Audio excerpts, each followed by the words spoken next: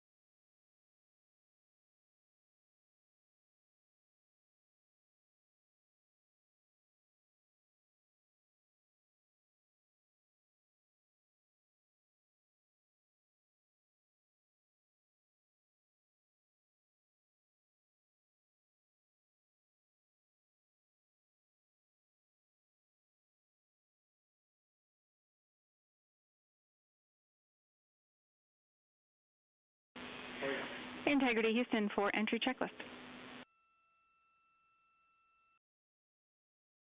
Go ahead, Jackie.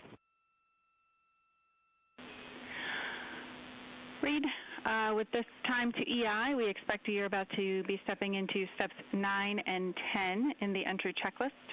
In step 10 for the SIP switch config, there are no deltas. No deltas to step 10. Copy all.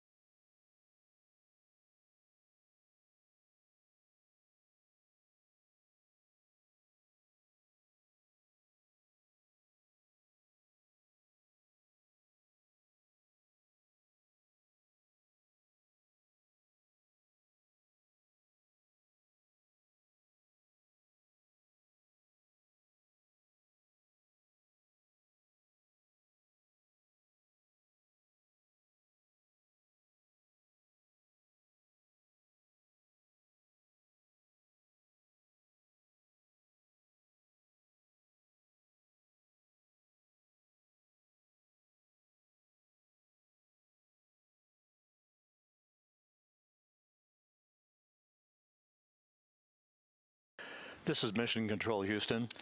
Once again, a great view of the planet Earth from Integrity from one of the solar array wing cameras. Now just 14,000 nautical miles from splashdown. Splashdown schedule for 7:07 and 8 seconds p.m. Central Time, 5:07 and 8 seconds p.m. Pacific Time. At a point to the southwest of San Diego in the Pacific Ocean, where the USS John Murtha is on station and where recovery team assets are being deployed to the predicted splashdown site to complete the mission of Integrity's astronauts and their lunar flyby. With the Earth growing larger in the field of view, the next major milestone, just 1 hour and 13 minutes from now, will be the separation of the crew module from the European service module. Houston copies. The separation of the crew module will set the stage just 3.5 minutes later. One question. Go ahead. When I was looking at the BFS-SM SEP, it was the exact same time as our predicted SM SEP. Can you just confirm we don't need that to be a touch later?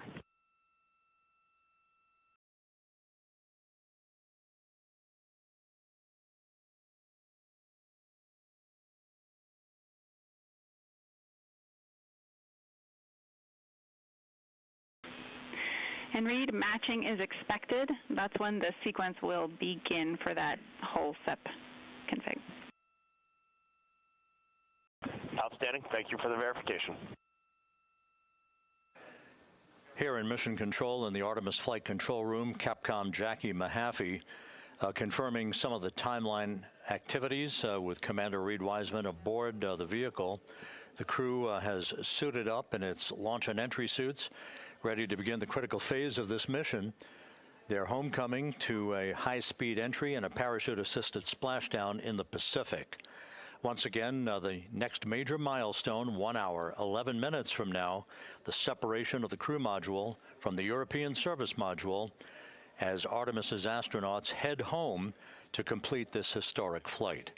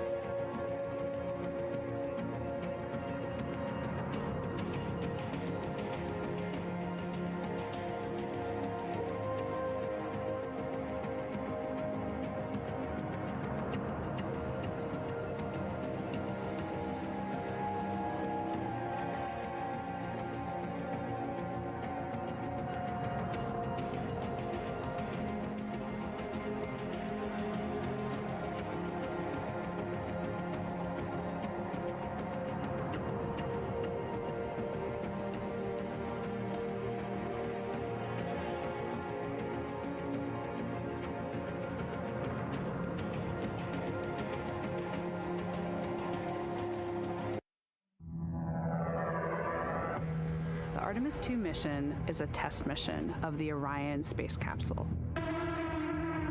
Artemis II will be the first time we put humans on this rocket. We're going back to the moon because it's the next step in our journey to Mars. We were always going to the moon. Pushing ourselves to explore is just core to who we are. That's a part of being a human. And liftoff. We shall return.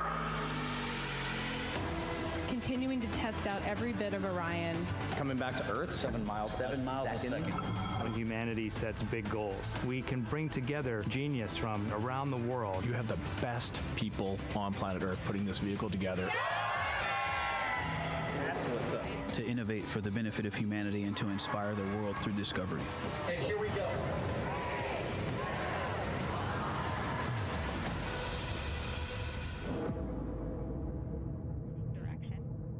19th, 1972, 2:25 p.m. Eastern Standard Time. The Command Module America splashes down in the Pacific with Gene Cernan, Ron Evans, and Jack Schmitt aboard as the Apollo 17 mission came to an end, along with humanity's first series of expeditions to the moon.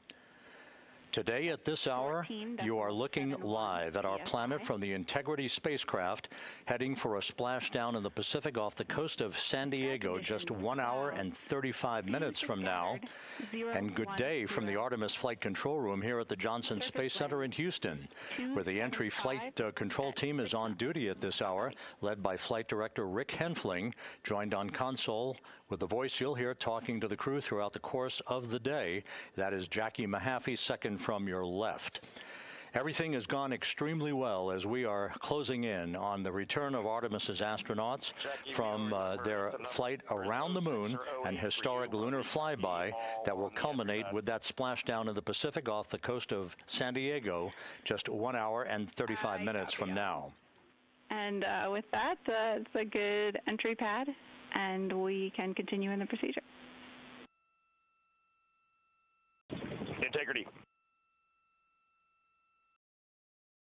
You're looking at a live view inside Integrity. Reed Wiseman on the left doing a fist bump with pilot Victor Glover on the right, and down in the middeck area just below their feet, suited up in their launch and entry suits, are mission specialists Christina Cook and Jeremy Hansen of the Canadian Space Agency. A number of milestones yet to unfold before splashdown just over an hour and a half from now. Earlier today, the crew woke up at about 10:35 a.m. Central Time. They completed the final major maneuver of the flight, that being the return trajectory correction 3 burn. It was an 8-second burn that fine-tuned its trajectory to enter a corridor over the Pacific Ocean a short time from now. That will be the point of entry interface, where the crew will reach the first traces of Earth's atmosphere at an altitude of 400,000 feet. The crew moved into its entry checklist just after 4 p.m. Central Time, suited up in those launch and entry suits, conducted leak checks, and now are in the final stages of their entry checklist. Instruction 115 of entry checklist.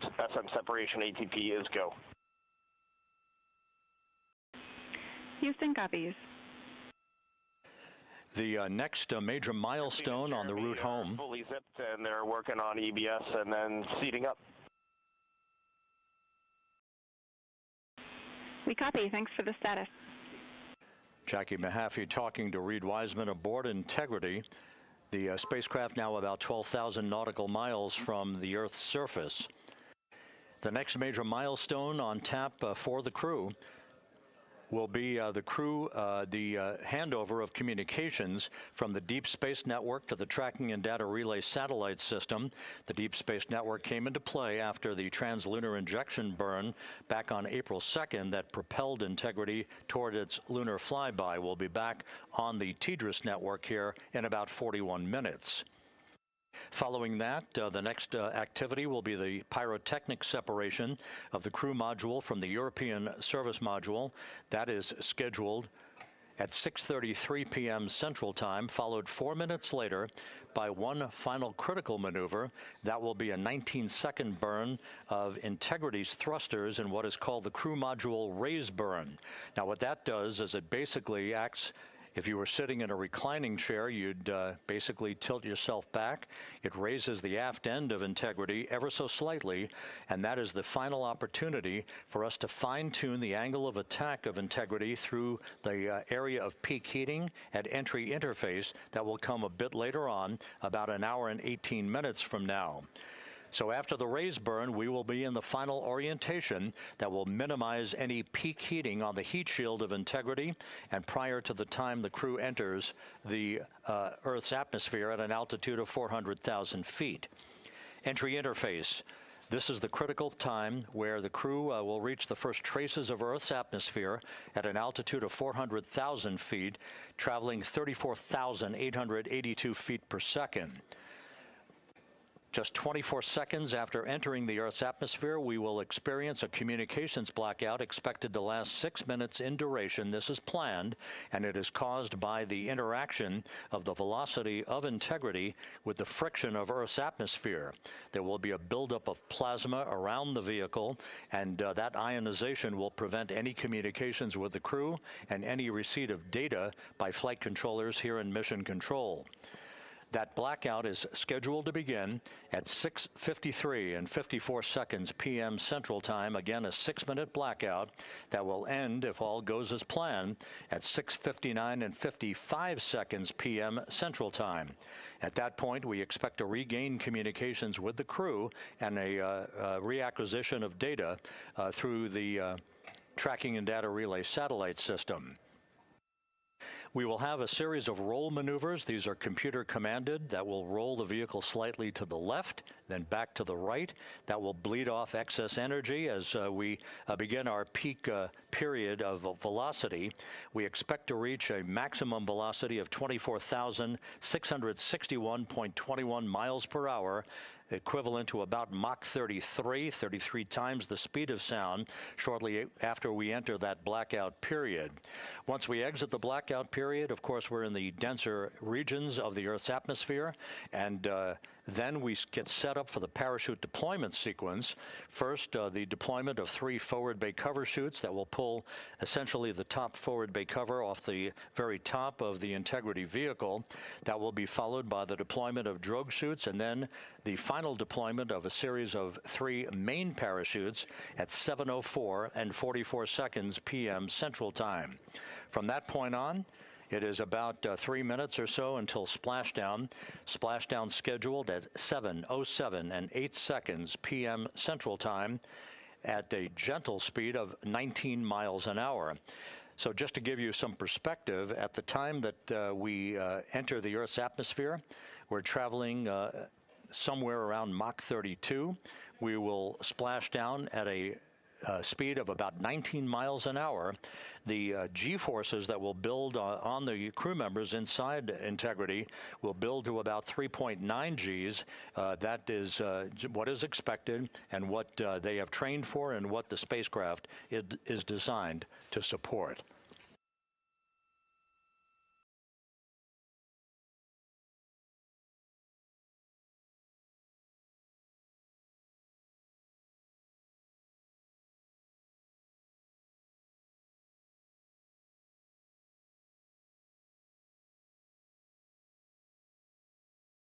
The latest weather forecast out in the recovery zone off the coast of San Diego is a GO forecast from our meteorologists here at the Spaceflight Meteorology Group at the Johnson Space Center. And standing by on the deck of the USS John Murtha is my colleague from the Kennedy Space Center, Megan Cruz. Megan?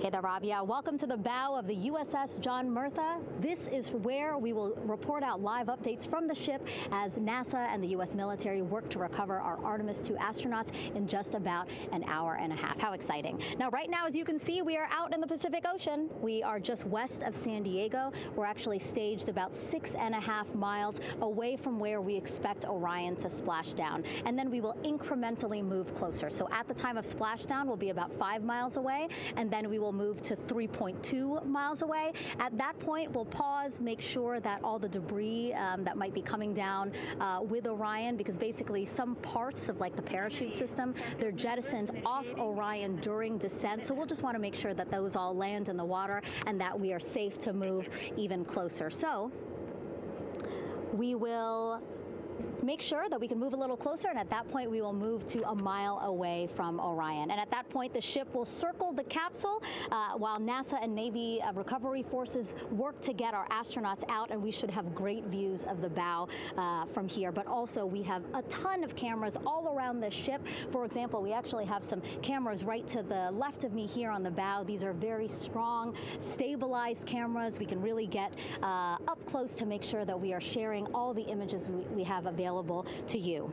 We also will have some views from above. We actually have 5 planes providing live views of splashdown today. In fact, some of those aerial assets just took off from San Diego minutes ago. And then actually here on the flight deck, you see 4 helicopters, the 2 in the back. Those will take off in about 30 minutes from now, also with live cameras. So again, lots and lots of imagery that we hope to share with you today. And then those 2 helos in the front, those 2 will pluck the crew out of the water and fly them back to our ship. Now, the combined team here on the ship, more than 550 people, left San Diego 4 days ago, and since then I've watched different teams train every day, rehearse, final preps to make sure that they're ready for today. So to give us more of an update about how recovery is going on right now, why don't we turn over to Paul here, Paul Sierpinski. He is the Assistant Artemis Recovery Director. Great to have you here, Paul. Great to be here, thanks. Absolutely. So you just left the landing forces operations center here on the ship. How are we looking for recovery?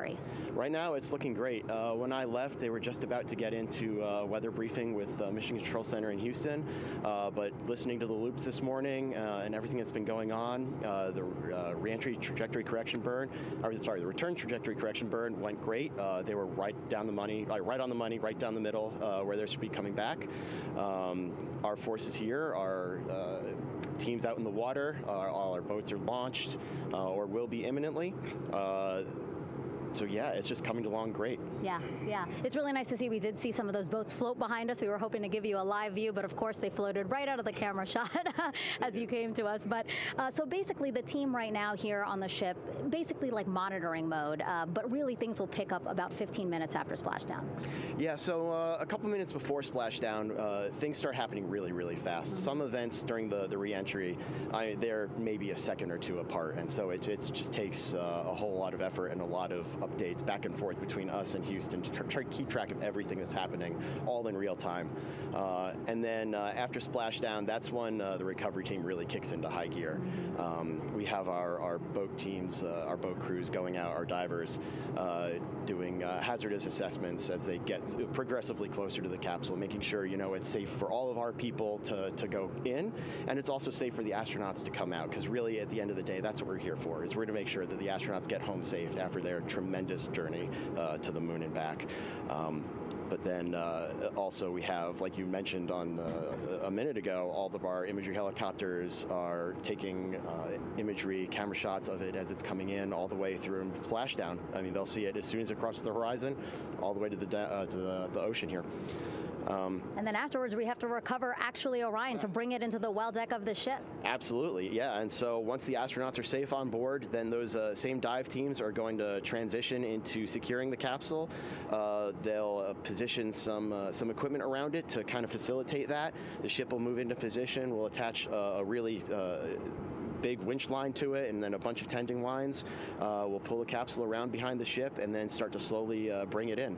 And then, Orion comes in, goes hard down, and everyone cheers. Great day. Great day, exactly. Lots to coordinate, a lot to manage. Basically, planning for this recovery, Artemis II recovery, started a month after Artemis I launched. That was the uncrewed test flight of the Space Launch System rocket, as well as the Orion spacecraft. That was November 2022, a month later, all the planning for this. How does it feel to be so close to welcoming our friends, our astronauts, home?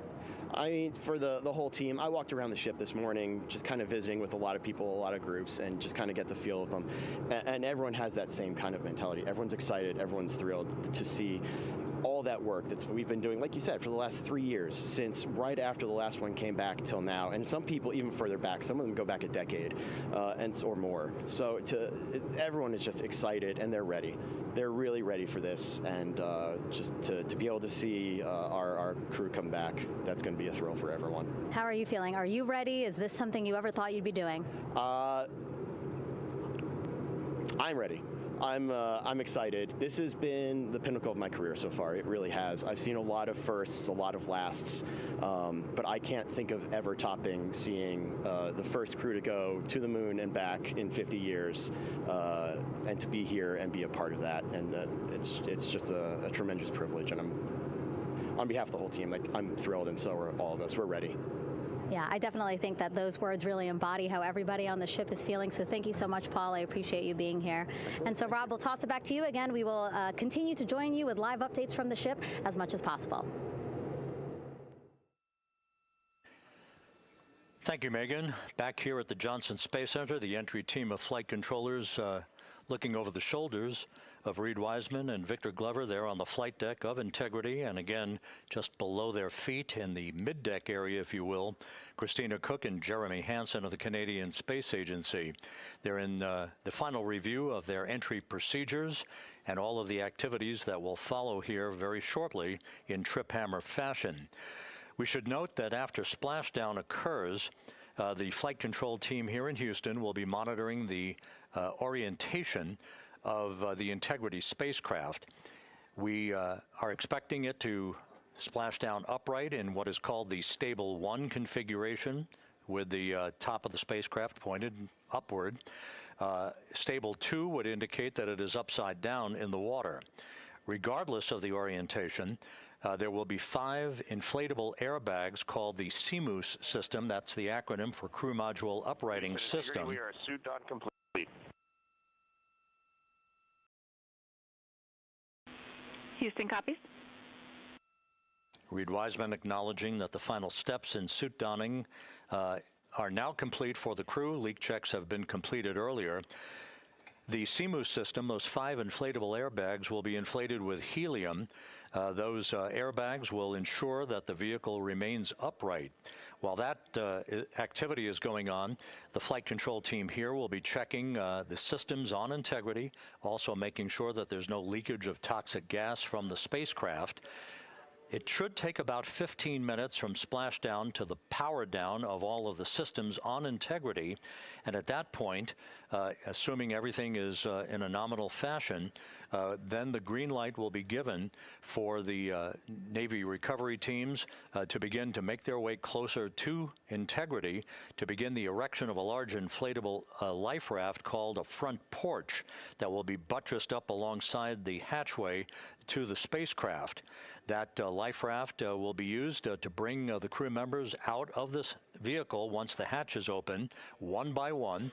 They'll get their land legs back after 9 days of weightlessness before they're put in harnesses to be hoisted one by one in sequential fashion, in an alternating fashion, to the 2 hovering Navy helicopters overhead. Houston Integrity for a status.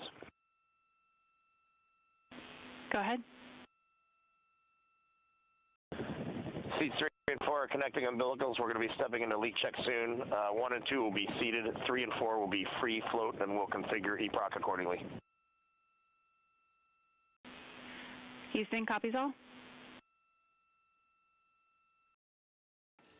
Reed Wiseman talking about the current procedures with the suiting of the crew members and subsequent leak checks, a final leak check for all 4 crew members. Everything is actually running a few minutes ahead of schedule.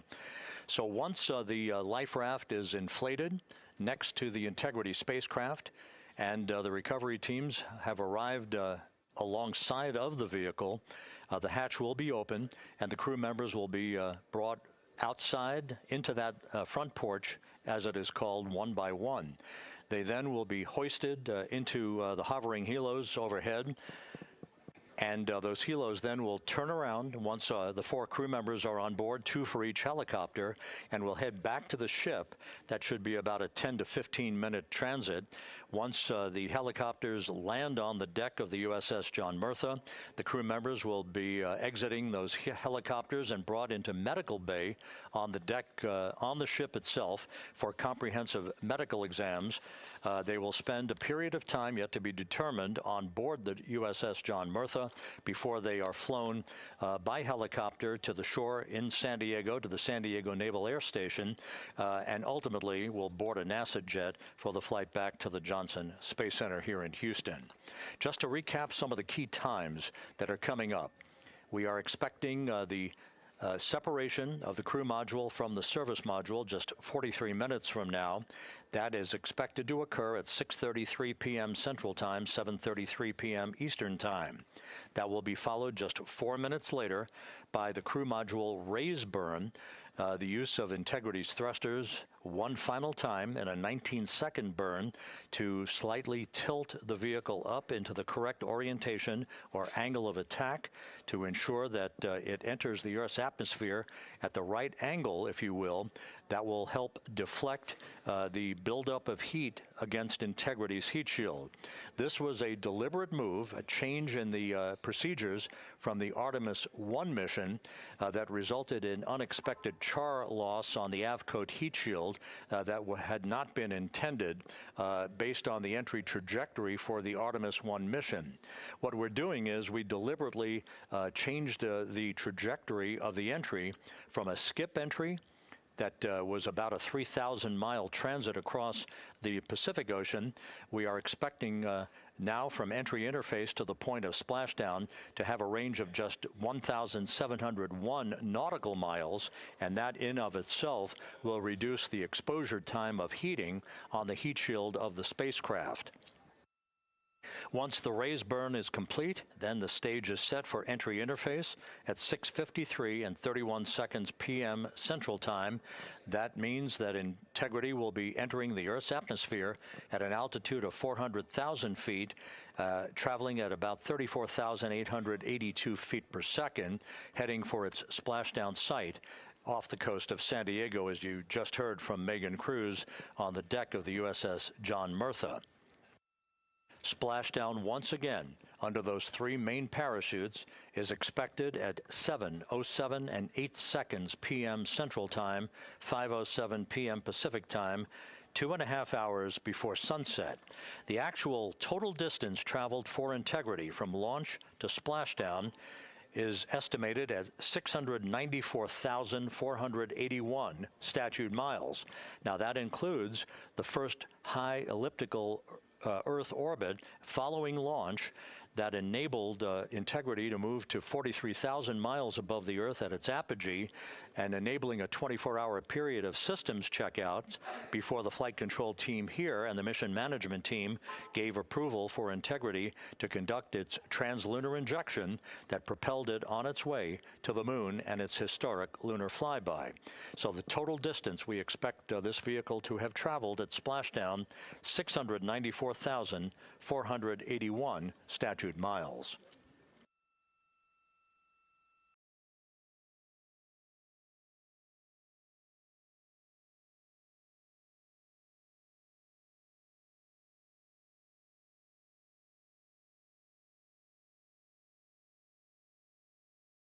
With everything proceeding on track and on time aboard Integrity, the vehicle system's in excellent shape as the Earth grows larger in the field of view. Let's go back to the USS John Murtha and Megan Cruz, who is standing by.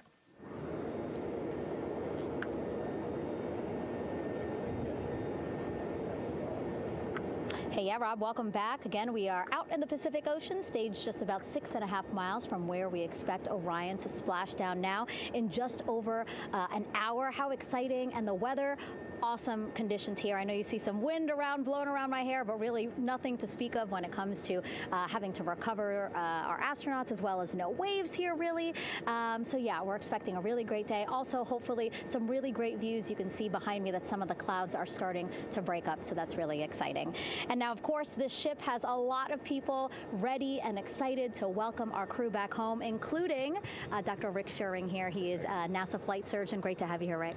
You too, Megan. It is a blessing to be out here this day with our teams. We've trained 3 years for this nonstop with the U.S. Navy and along with EGS, and we've so looked forward to this day. And you know, just by God's grace, everything's parting, the skies and everything. The crew's doing great. Looking forward to come back, and our teams are ready. So this is one of those days you've dreamt about, and now it's finally here, and we're ready, and just thankful to be a part of it. Yeah, and you play a really integral role. When was the last time you spoke to the crew, and how are they feeling in this last hour before splashdown? Sure. Yeah, so the crew woke up. When they splashed down, they will have woken up about 8.5 hours ago. Me and my fellow crew surgeons, Doctors Chris Haas and Rafi Kumjian from this Canadian Space Agency, spoke with them about 6.5 hours ago, just to double check on how they were doing, if there's any medical issues, you know, how they slept, and then kind of go over their landing day protocol for their medications, for what we call a fluid load, to try to replace some of the fluid and electrolytes that they've lost with just a normal space adaptation. Once they got to space, they kind of have to replace some of that fluid to help them with the whole landing kind of readaptation to 1G, which they haven't done for the last 10 days. And then just kind of let them know how things are going to play out, you know, out with the open water teams all the way until we finally get to the med deck. So they were very pumped up, very hurried though. They had a lot of cabin configuration, a lot of things to get ready. So they're excited, but also very focused on the job that they had to do. So like again, we've trained a long time for this, and we're ready. And you said some medications. I mean, those are kind of just to mitigate the effects of, obviously, their more than 695,000 mile journey back to Earth. It's just like anti-nausea medication, right? Yeah, exactly, Megan. The you know, astronauts are very healthy, fortunately, and even when they come back in reentry, you know, the human system is very kind of dynamic. It has to readapt very quickly, and one of the most common responses they get is just some stomach awareness, to some nausea, even to some vomiting. And you know, with our crews that land out in Karagana, the Soyuz crews or our SpaceX crews, you know, they all kind of experience the same thing.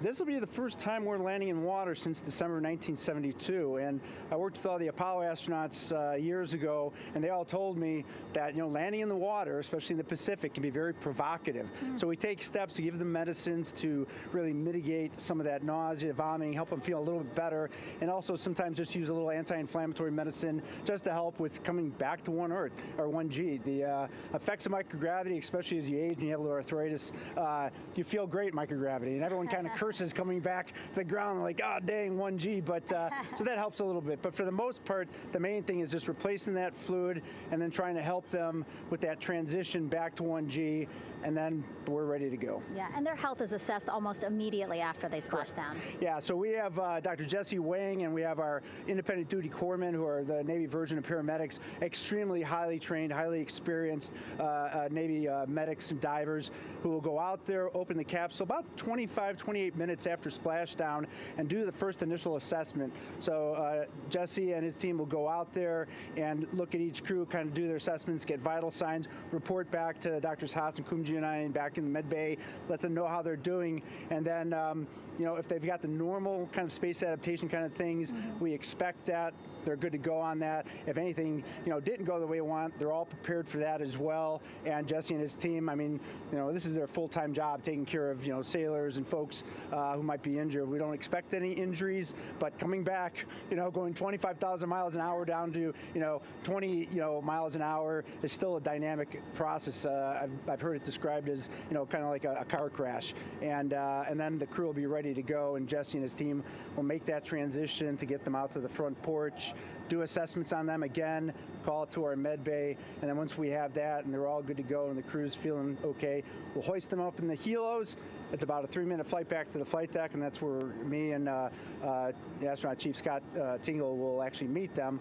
I'll get eyes on them, make sure they're all good, just take very slow transitions, and then one by one. We'll either get them out with the SMTs, the SAR MedTechs, under each arm to kind of just walk them very slowly to med bay, which actually helps them acclimate back to 1G. Or if they really don't have their sea legs back yet, then we might put them in what we call a stair chair, which will be right behind them, and then just very slowly kind of get them back into med bay to start our full assessments for the team. Yeah, so a really great team here to support them as soon as they get back, and also all throughout the mission, of course. You talked a little bit about this, but obviously, we have seen astronauts return from the International Space Station for over 25 years, so we kind of know that that journey, how it affects the body. But yes, we're talking about humans returning from the moon for the first time since 1972. How is this different from your perspective? So it's different in one very significant respect. On Apollo, for exercise, they had something called the Apollo Exergenia, which was basically just a little canister with some ropes, and they would have some resistance and kind of do that. And the Apollo astronauts really liked that. They liked the ability to exercise, because you decondition from a musculoskeletal standpoint, you lose your strength and your stamina very quickly. We had something called the Orion flywheel, which was able to impart much greater loads in terms of resistance, so they're able to do squats, deadlifts, different things, not dissimilar to what the ISS astronauts do, but with a lot less room to do it. Mm-hmm. And they also did rowing activities for cardiovascular health, and the crews loved it. But for the lunar crews, the future lunar crews, maintaining that physical conditioning, which our astronaut strength conditioning rehabilitation specialists, affectionately known as the ACERs, back in Houston, really work hard to get them in the best shape they're going to have to be in to get to the moon.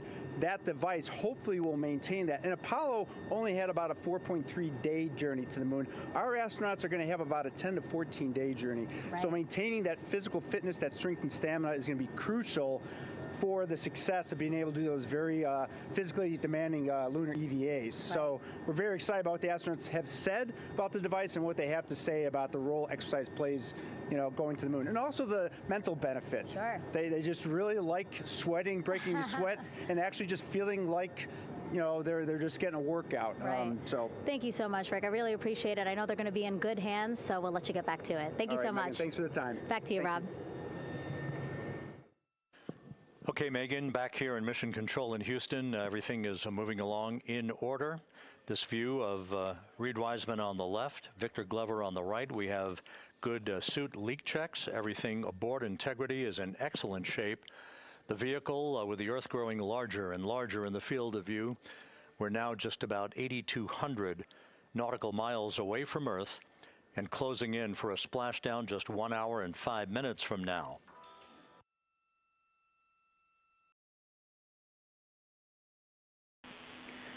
Integrity, just under a minute till your GPS maneuver initiates, and both GPS units look eager to acquire. Outstanding. Seats 3 and 4 are working on seat strap in now. Houston copies. Once again, as we start to close in on some of the major milestones, the first one coming up in just 31 minutes. And Integrity, just confirming the LCG gas trap was able to be closed out.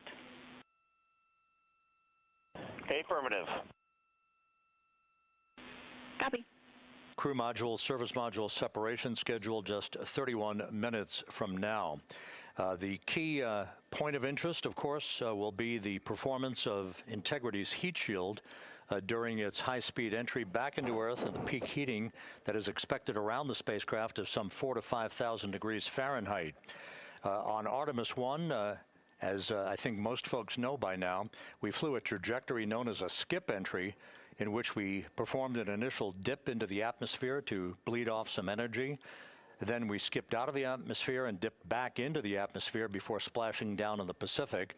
But after the mission was over with, we noticed unexpected liberation of some of the charring effects on the heat shield known as AVCOAT. Before the flight, we had an opportunity to sit down and talk with Entry Flight Director Rick Henfling to get a perspective on what this all means and how the mission was redesigned to try to protect Integrity's heat shield to a higher extent. Let's take a look at that interview. Returning from the moon is a lot different than deorbiting from low Earth orbit. When we return from the moon, we expect to achieve velocities upwards of 36,000 feet per second. And in order to slow down to a nice, graceful splashdown in the Pacific Ocean, the flight crew is going to experience between 3 and 4 times the force of Earth's gravity. On Artemis I, pressure buildup inside the char layer of the heat shield resulted in the char losses we saw. NASA established a Tiger team whose job was to investigate the cause of the problem and then make recommendations on how to fly the Artemis II mission safely and successfully. And so for Artemis II, we are going to fly a profile that ensures the spacecraft will not see that same type of pressure profile. And so the char losses seen on Artemis II will not be like the ones that we saw on Artemis I.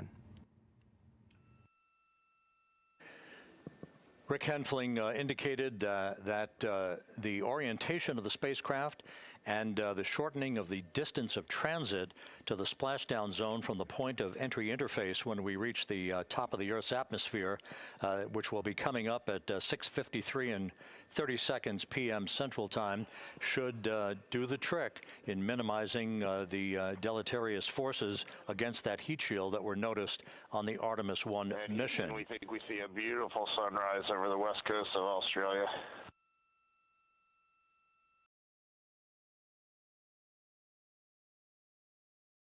We copy.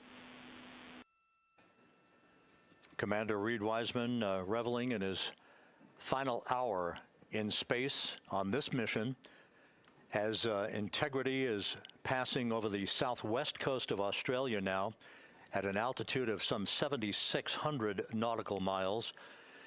That will begin the southwest and northeasterly transit across the Pacific Ocean. Let's talk a little bit more about some of the highlights and some of the numbers associated with the points of interest here.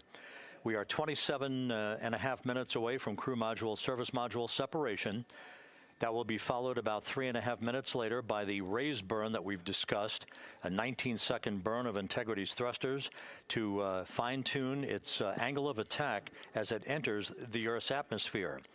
Entry interface is scheduled 47 and a half minutes from now. That's the point at which we will reach the top of the Earth's atmosphere, traveling about 34,882 feet per second at an altitude of 400,000 feet. Just 24 seconds after entry interface, we will begin a blackout period of 6 minutes in duration at 6:53 and 54 seconds p.m. Central Time. Now, about 10 seconds after the blackout period begins, we are expected to reach peak speed, which would be 24,661 miles an hour. That'll be about 103 miles an hour short of the velocity record set by the Apollo 10 astronauts, Tom Stafford, Gene Cernan, and John Young, when they returned from the moon on the Apollo 10 mission in 1969. That blackout period is expected to last 6 minutes in duration. At 6:54 and 52 seconds p.m. Central Time, we'll reach our peak heating period of about 4,000 to 5,000 degrees while we're in a communications blackout from Integrity and its astronauts. That blackout should end at 6:59 and 55 seconds p.m. Central Time, at which point we expect to regain communications with the crew. Capcom Jackie Mahaffey here in the flight control room will be talking to the crew, calling them, and will await a response from the crew as they come out of that blackout period. And at that point, their altitude will be just 157,000 feet above the Earth, traveling at 13,000 feet per second with a range to splashdown of just 147 nautical miles. From that point on, the next key series of events will be the deployment of a series of parachutes that we discussed before. First, the forward bay cover chute deploy that will pull the forward bay cover away from the top of Integrity, followed by drogue chute deploy and then the main chute deploy that's expected at 7:04 and 44 seconds p.m. Central Time. That will begin the gentle descent of Integrity towards its splashdown at just a velocity of just 19 miles an hour, and that will begin the recovery operations that you just heard Megan Cruz discuss with her folks on the USS John Murtha. All of Integrity's systems in great shape. The crew is suited up. Leak checks complete as we stand by for the next major milestone, which will be the crew module service module separation just 24.5 minutes from now.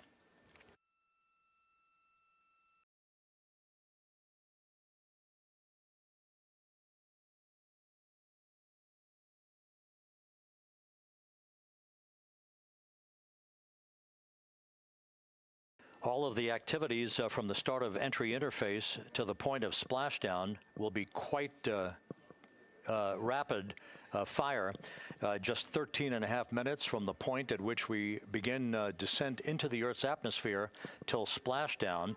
And just to show you, as Rick Shearing, the flight surgeon, alluded to in his interview with Megan Cruz, all of this happens to decelerate the vehicle from traveling around Mach 33 to just 19 miles an hour at splashdown.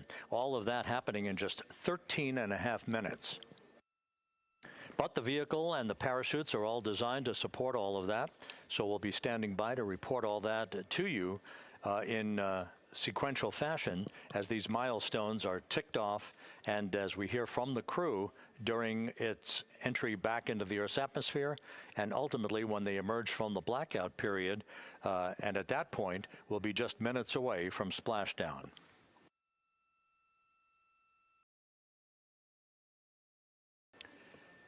So with all of those preparations ongoing, we can return here briefly for another report from the USS John P. Murtha and Megan Cruz. Megan?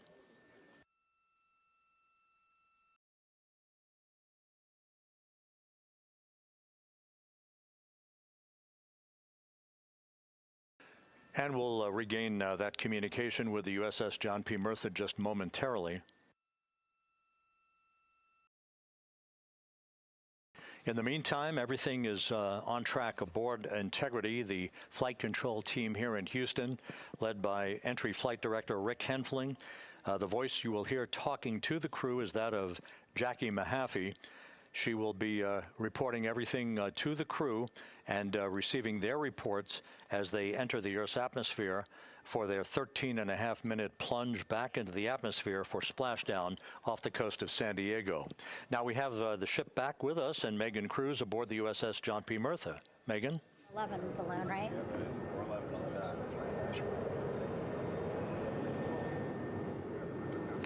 Hey, Rob, yeah, the excitement is really building here on the ship. I'm watching right now one of the weather balloons being lofted up from the ship. Again, weather balloons, very important for us to make sure that we are tracking the right kind of weather and also the data that's needed for what's called our Sasquatch team. Again, it's a team out of NASA that basically makes sure that the debris that comes off of Orion, again, some of those pieces of the parachute system, make sure that they don't fall on us here in the sea, and also our aerial assets, our folks in helicopters. So watching that float away right now. But with me right now is Captain Eric Kenny.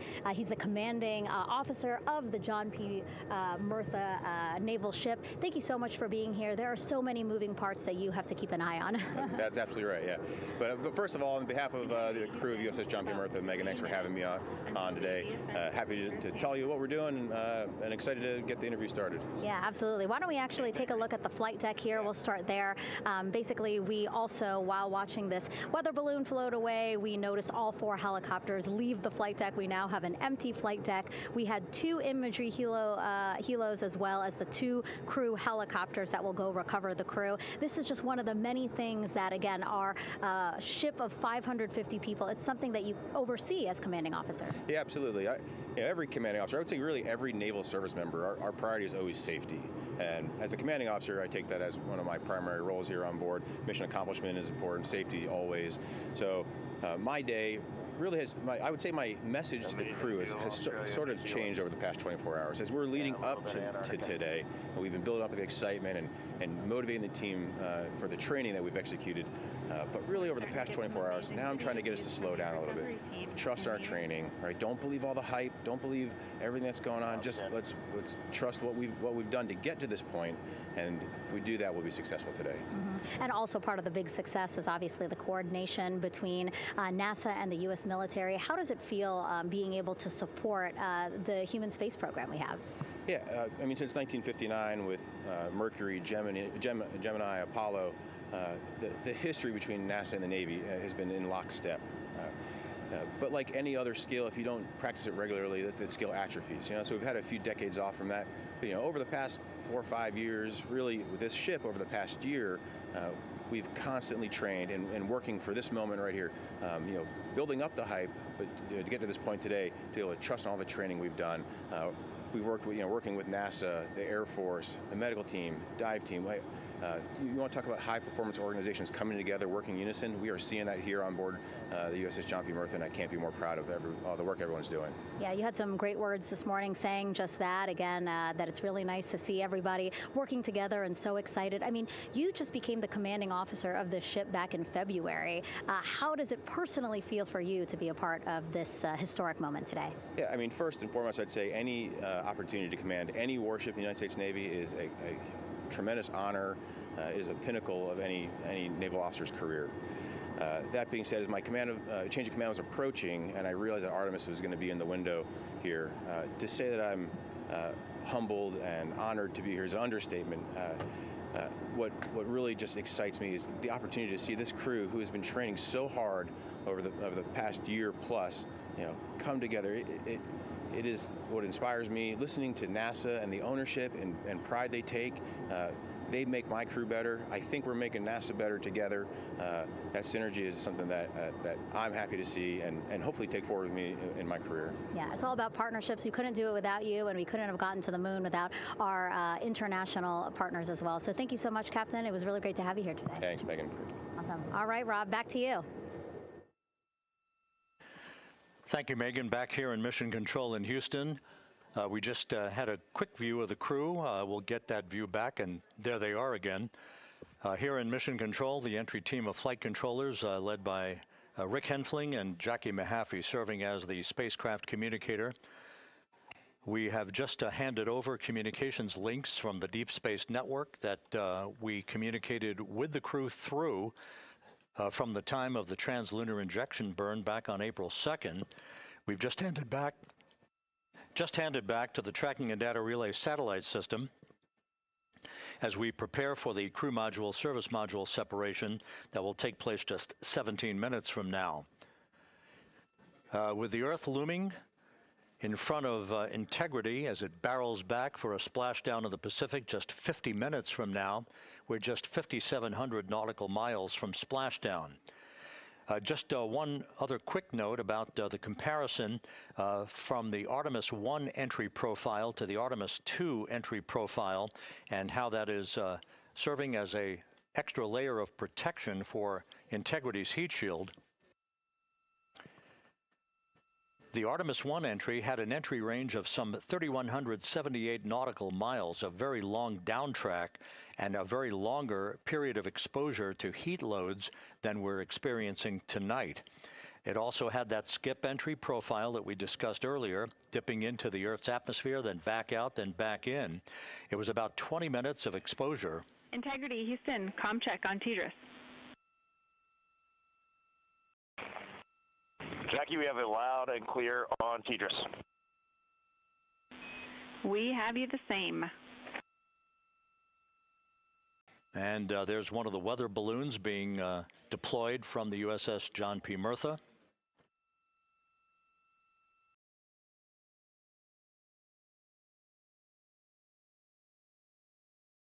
So the Artemis I entry had the vehicle. The update on GPS, we haven't seen it track in yet.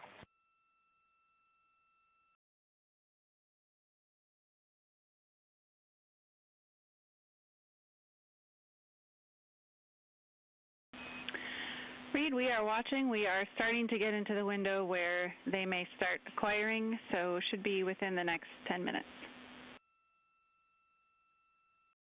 Okay, sounds good. We're holding at step 17 and getting ready for CM-RCS hot fire.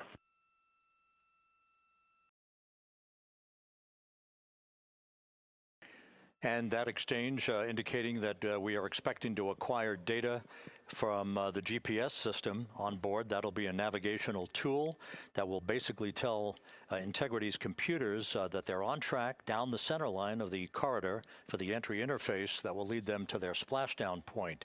Once again, the Artemis I entry exposed the heat shield for about 20 minutes of peak heating. For Artemis II, we're going to reach a downtrack distance of 1,701 nautical miles from the point of entry interface with just 14 minutes of duration. And it's basically a different angle of attack, a little bit steeper angle of attack that will protect the heat shield from excessive heat loads. So that is the difference between Artemis I and Artemis II, all designed into this mission to gather data, to protect the heat shield, since the Artemis III mission and beyond will have a different designed heat shield that will allow that skip entry type of profile to be resumed for all of the future missions coming back from the south pole of the moon when we initiate lunar landings. So we've handed over to the tracking and data relay satellite system. That's where we'll have communications for the rest of the flight. Just to give you some time hacks here, we're 13.5 minutes away from crew module, service module separation, and just 17 minutes away from the raise burn, that 19-second firing of the thrusters that will basically be the final fine-tuning of the angle of attack for Integrity as it enters the Earth's atmosphere.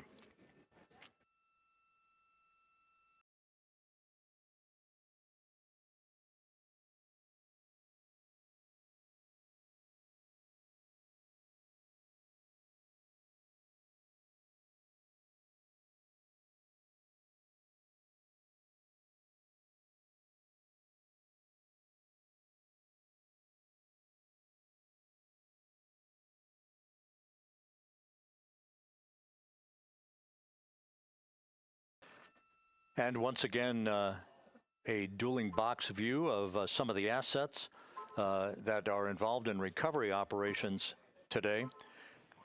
The Integrity, cabin configured, all crew suited and seated. Houston, copies. That confirmation from Reed Wiseman aboard Integrity, as you see the assets being deployed to the splashdown zone. At the time of splashdown, we expect the John P. Murtha to be about 5 miles away from Integrity, keeping a safe distance until we are sure that the vehicle is in the water and upright, and that it is in a good configuration system-wide for the recovery teams to begin to approach the vehicle to erect that inflatable raft. 2 minutes to CM RCS warm-up hot fire. We're ready. That call from spacecraft communicator Jackie Mahaffey indicating that we're 2 minutes away from a quick burst of the reaction control system. Thrusters, that will be a hot fire test prior to the separation of the crew module from the service module.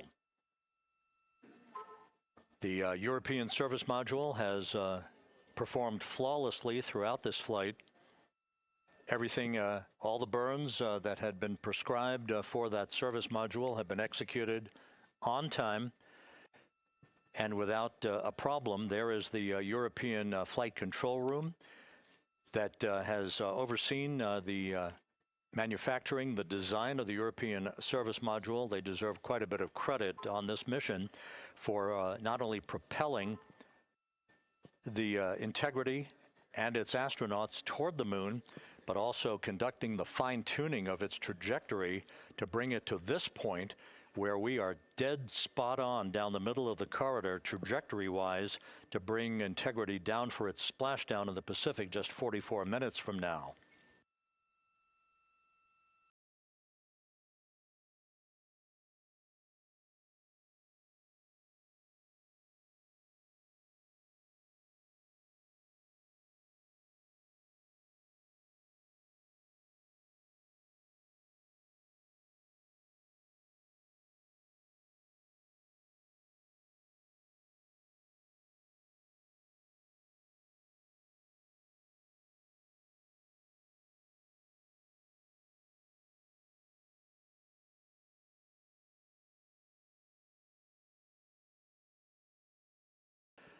What you're looking at is a computer-generated visualization based on real-time telemetry from Integrity. Currently traveling about 16,000 miles an hour.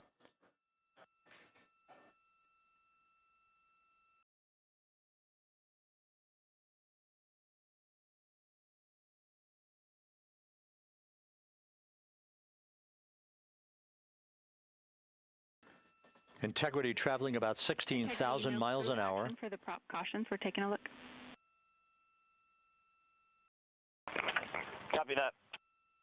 Now just about 5,100 miles from Earth. Splashdown scheduled 43 minutes from now. We're just 9.5 minutes away from the crew module service module separation.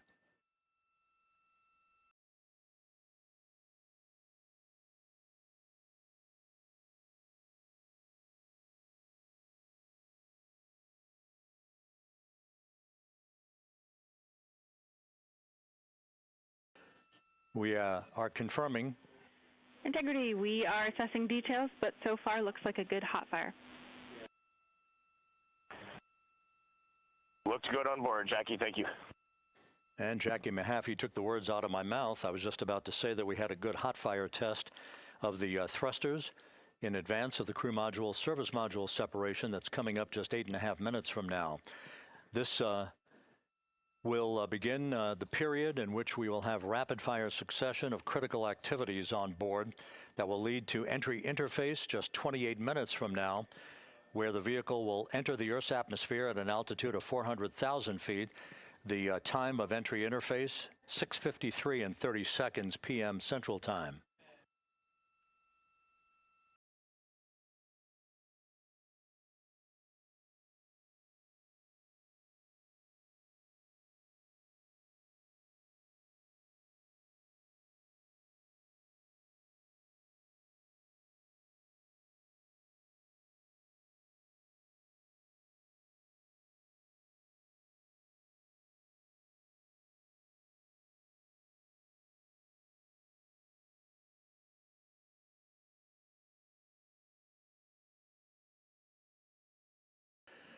Integrity's astronauts were awakened at mid-morning to begin their entry preparations.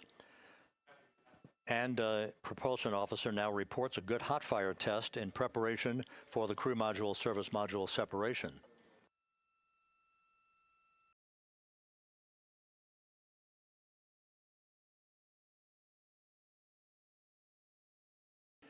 We're now inside 41 minutes until splashdown.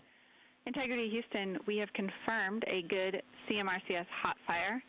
And although we are not seeing GPS acquired yet, you can skip the troubleshooting steps in 157 for now.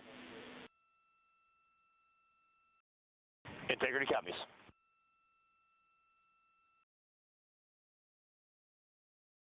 That GPS discussion indicating that we will be acquiring navigational data for Integrity through the Global Positioning System equipment on board. We just don't have it yet, but we will. All of Integrity's systems are in great shape to support its high-speed entry into the Earth's atmosphere. It, once again, will reach a peak speed of 24,661.21 miles an hour. You're calling GPS. We at least have GPS 1 looking good on board.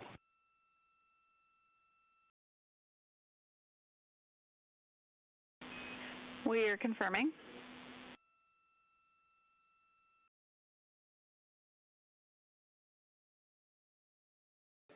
The guidance, navigation, and control officer here in Mission Control confirming that we have good lock on GPS data. We are on a communications link now through the tracking and data relay satellite system. Now, following splashdown, we're going to lose that link and go to what's called a VLDR, a very low data rate communications link, so that we can talk to the crew inside Integrity as they are on the water. Integrity, confirm we do see good GPS. We do too, especially GPS 1 is accepting in nav channels 1 and 3. That GPS data is basically telling Integrity's onboard computers its position relative to the Earth, but its trajectory and its orientation according to flight dynamics, and the guidance, navigation, and control officer is spot on. We have now armed the pyros for the crew module service module separation coming up less than 5 minutes from now.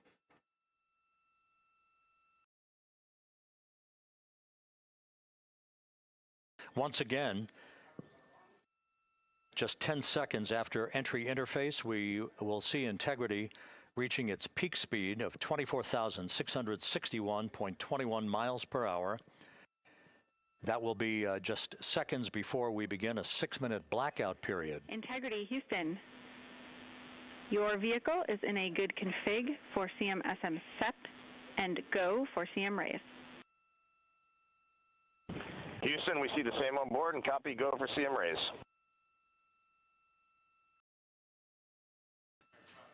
That CM raise referred to as the slight firing of 19 seconds by Integrity's thrusters with a change in velocity of 9.9 feet per second, a slight nudge of the aft end of the vehicle so that it's tilted a bit upward, providing the final angle of attack as the vehicle enters the Earth's atmosphere. This being the mitigating factor that will reduce heat loads on the heat shield as we reach a point downrange from the start of entry interface, some 1,701 nautical miles to the splashdown site.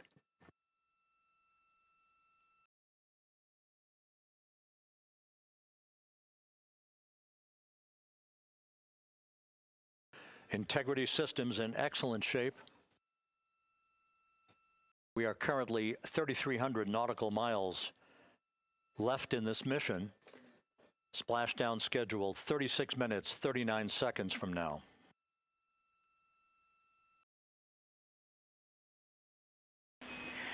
Integrity, Houston. For the 2 enabled prop cautions, what happened is while the thrusters were firing, multiple pressure sensors on each of the strings diverged a bit from each other. Those limits look to be set pretty tight. We think it could happen again when the thrusters fire in the future, so we are going to suppress those messages. We concur with suppress, not inhibit. Thank you. That exchange between Jackie Mahaffey, our Capcom for tonight, and Reed Wiseman aboard Integrity, indicating basically to ignore sensor data. All of Integrity's systems are in good shape.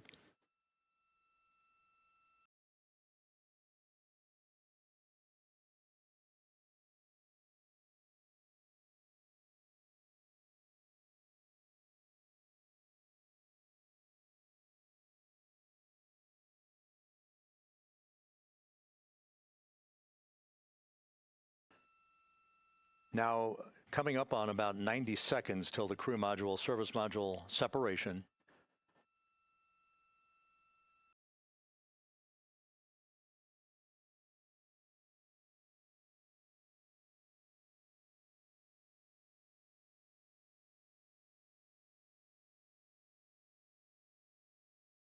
All quiet here in Mission Control as we enter the most critical phase of the completion of this flight.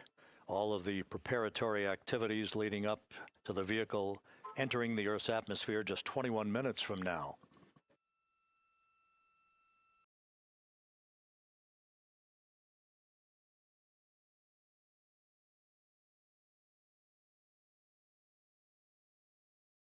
Coming up on 1 minute.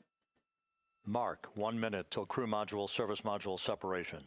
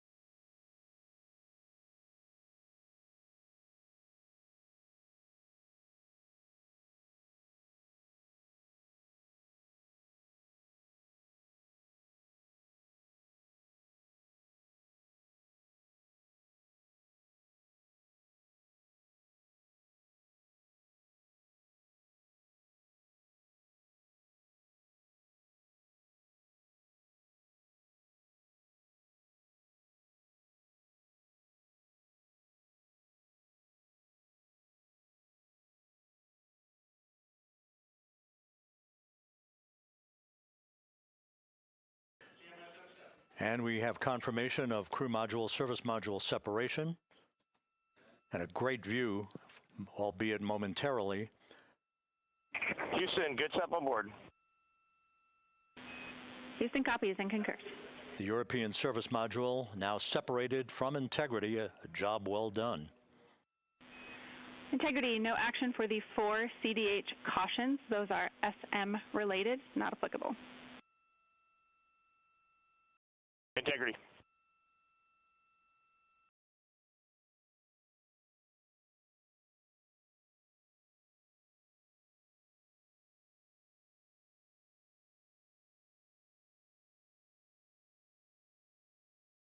So, with Integrity now flying free on its own for the remaining 32 minutes of this mission, next up, the raise burn, a 19-second firing of Integrity's thrusters. Good GPS 2.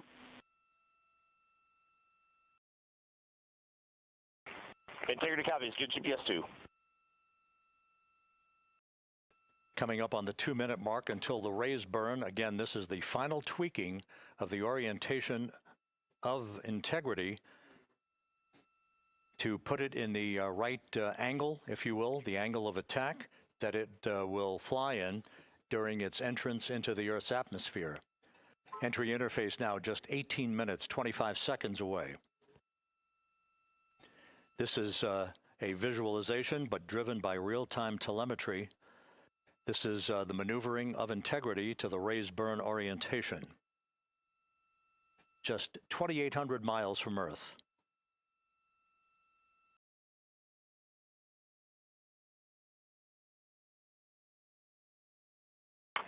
Houston, we got a great view of the European service module out the window with the sun hitting the side and the solar rays and the NASA worm right there. It's a beautiful looking machine.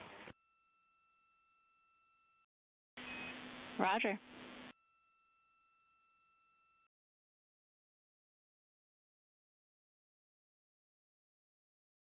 And we have completed the maneuver to the raise burn orientation, 1 minute away from the raise burn.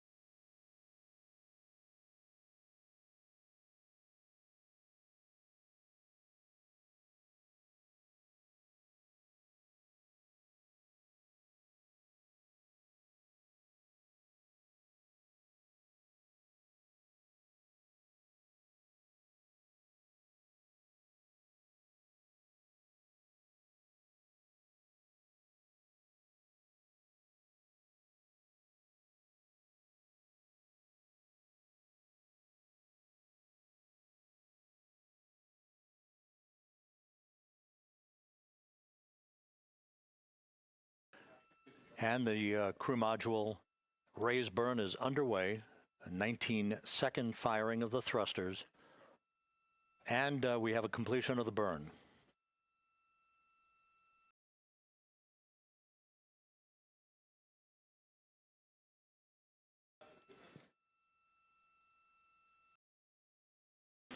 Integrity, good. CM raise burn. Your flight path angle is within limits.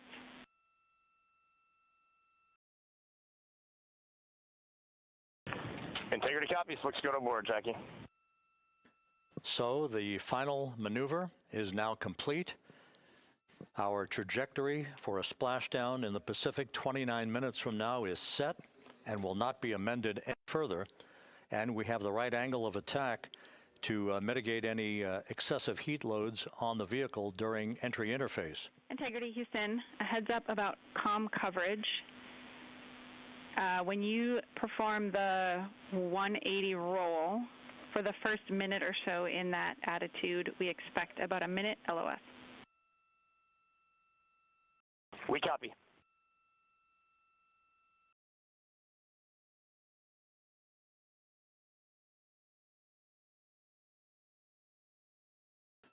So for those who are watching, The series of events coming up, we will enter the first traces of Earth's atmosphere 14 minutes, 45 seconds from now. 6:53 and 30 seconds is what is pegged for entry interface at an altitude of 400,000 feet, traveling at approximately 34,800 feet per second, range to touchdown or splashdown 1,701 nautical miles. 24 seconds after entry interface, we will enter a 6-minute blackout period in which we will lose communications with the crew. This is expected due to the buildup of plasma around the vehicle. That's an ionization effect due to the collision, if you will, of the velocity of the spacecraft with the friction of the Earth's atmosphere. That 6-minute blackout is expected to begin at 6:53 and 54 seconds p.m. Central Time. During that period of time, we will reach our peak speed of 24,661 miles per hour. That comes just short, based on unofficial data from the flight dynamics officer right now, will come just short of the velocity record set by Apollo 10 of 24,791 miles per hour in 1969. We expect peak heating on the vehicle at 6:54 and 52 seconds p.m. Central Time, a minute and 22 seconds into entry interface. At that point, we will be just 204,000 feet above the Earth, traveling at 33,000 feet per second. The blackout period is expected to last 6 minutes. We expect that blackout period to end at 6:59 and 55 seconds p.m. Central Time. From the end of the blackout period until splashdown, it is just 7 minutes, at which point we'll start deploying the series of parachutes to slow integrity down to an ultimate splashdown velocity of just 19 miles an hour. We see the same, waiting for the 180 rolls.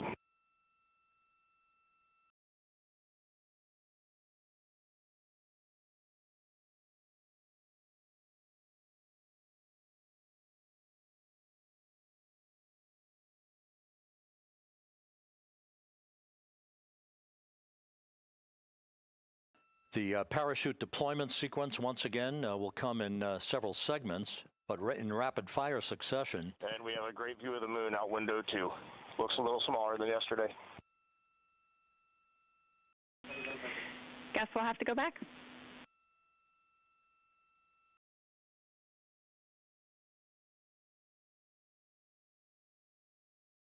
Reed Wiseman and Jackie Mahaffey exchanging discussion on a view of the moon that Integrity's astronauts are seeing in the final minutes of this mission that will be completed with splashdown just 25 minutes from now.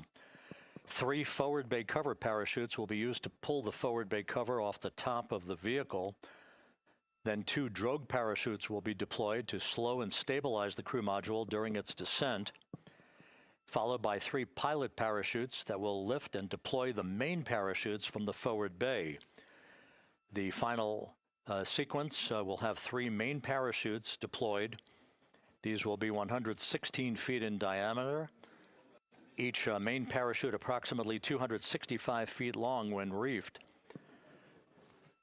The parachutes will ultimately slow Integrity down from its peak speed of almost 33 times the speed of sound to a gentle 19 miles an hour at splashdown.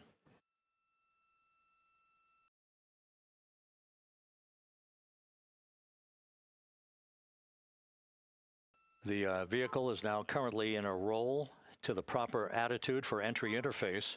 Our trajectory is right on according to flight dynamics.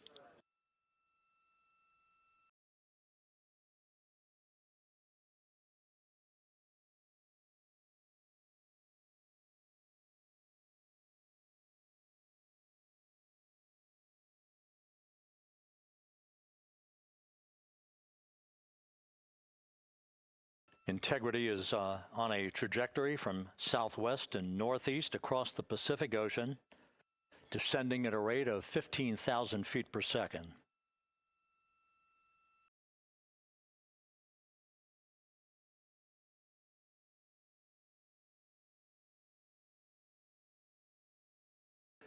Range to touchdown 4,300 nautical miles, all the systems in excellent shape.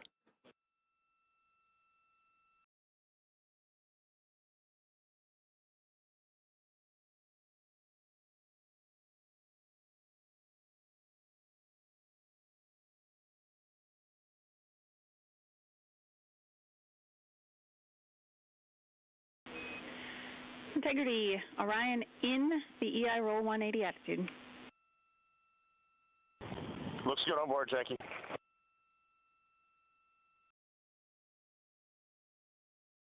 This view out of one of Integrity's windows.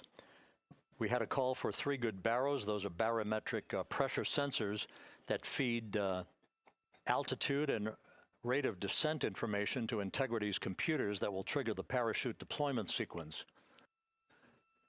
We are less than 9 minutes away from entry interface, 22 minutes from splashdown.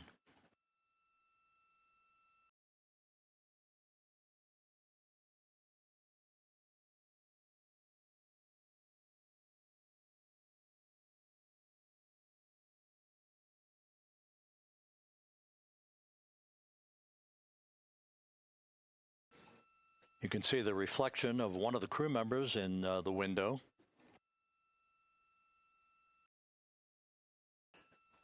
Out in the Pacific, the weather conditions remain go. Just a few clouds, some scattered clouds, winds at 10 knots, wave heights just about 4 feet. A gentle day in the Pacific for the homecoming of Integrity's astronauts.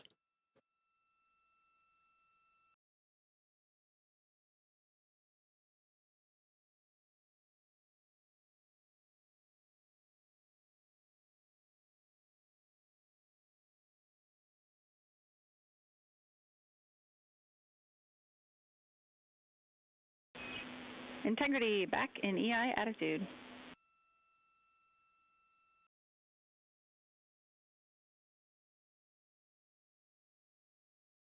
We see the same on board, Jackie.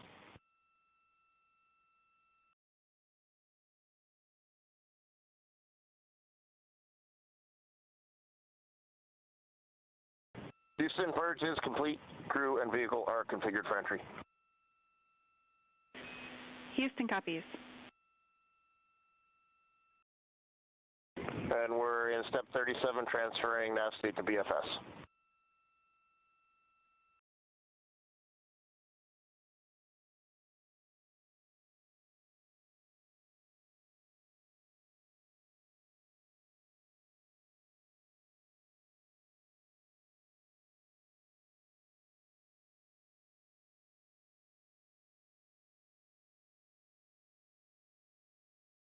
And Houston, in instruction 509, we are not below 0.2.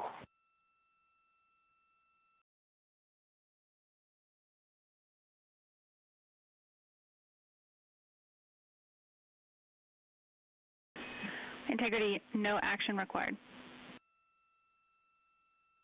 Integrity.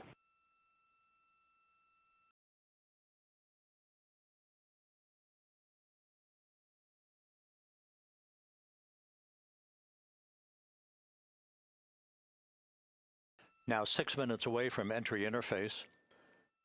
We will hit the first traces of Earth's atmosphere at an altitude of 400,000 feet, traveling about 34,882 feet per second. Range to splashdown at that point will be 1,701 nautical miles.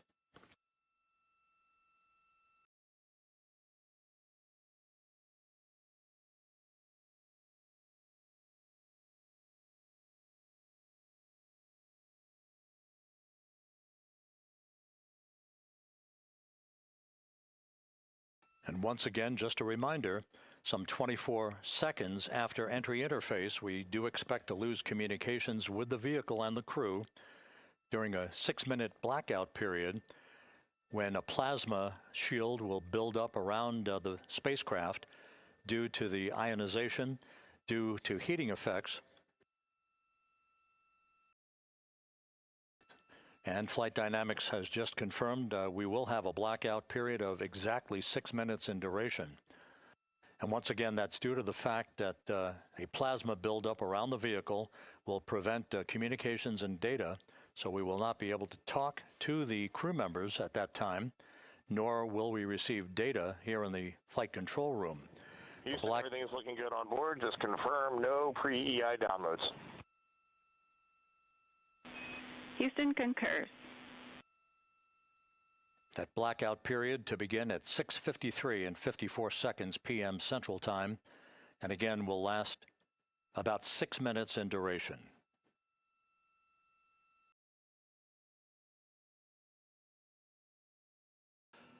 We're 4 minutes away from entry interface.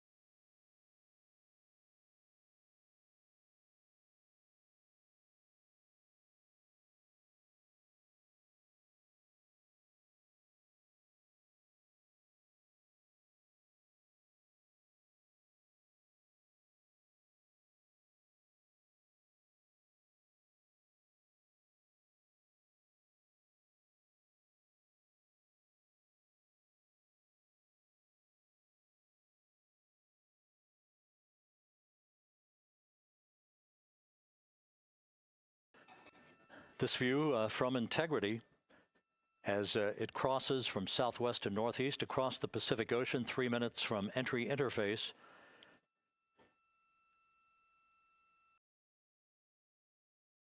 "16.5 minutes till splashdown."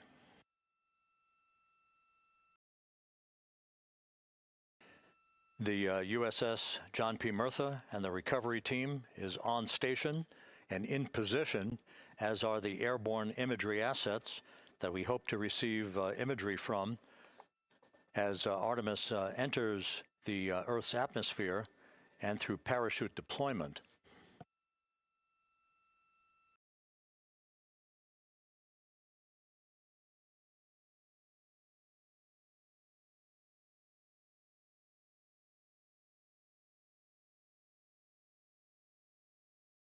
All of Integrity's systems are in great shape. The crew is ready to complete its mission just 15.5 minutes from now.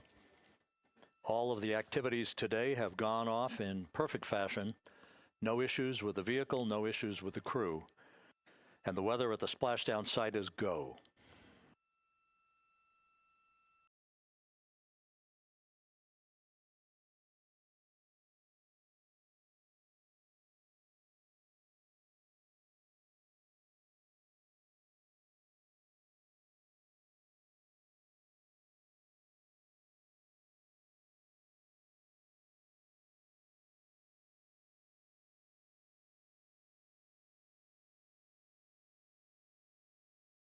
Coming up on 1 minute until entry interface.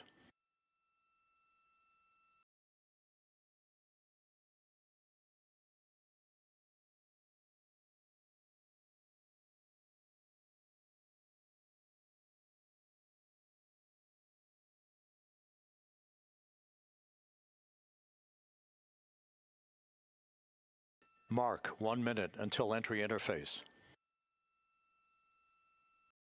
1 minute, 20 seconds until the expected start of our 6-minute blackout.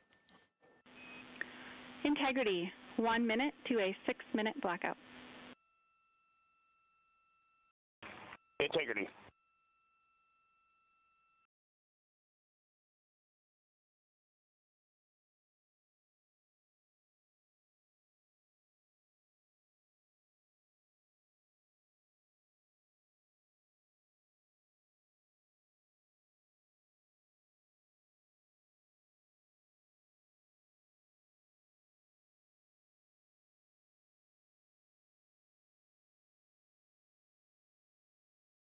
Ten seconds till entry interface.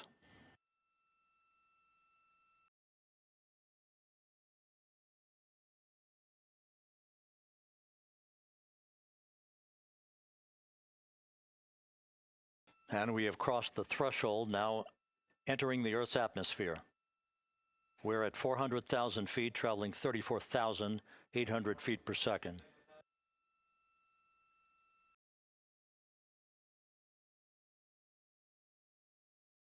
Time to splash down, 13 minutes, 10 seconds.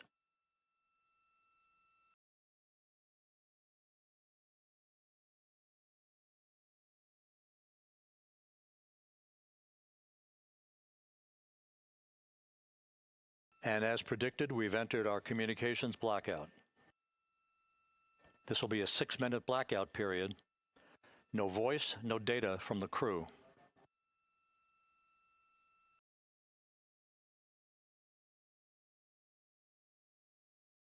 We're 30 seconds away from the anticipated point of peak heating on the vehicle, where temperatures will rise to about 4,000 to 5,000 degrees Fahrenheit. This is the true test of our trajectory.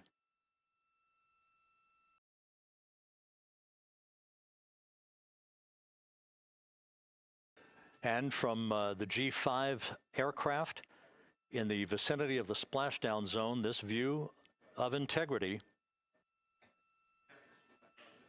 So that pinpoint of light shows the vehicle as it enters the period of peak heating in the Earth's atmosphere, the first tug of gravity being felt by Integrity's astronauts since their launch back on April 1st.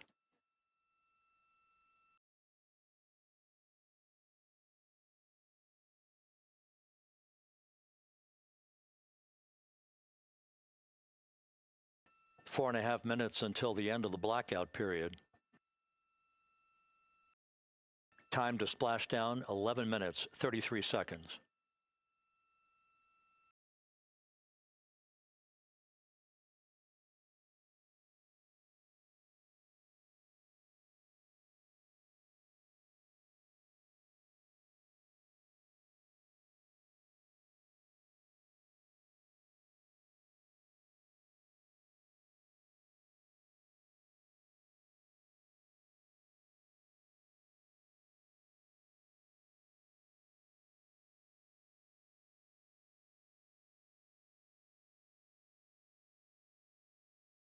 The landing and support officer reports that the P3 has acquisition on Integrity.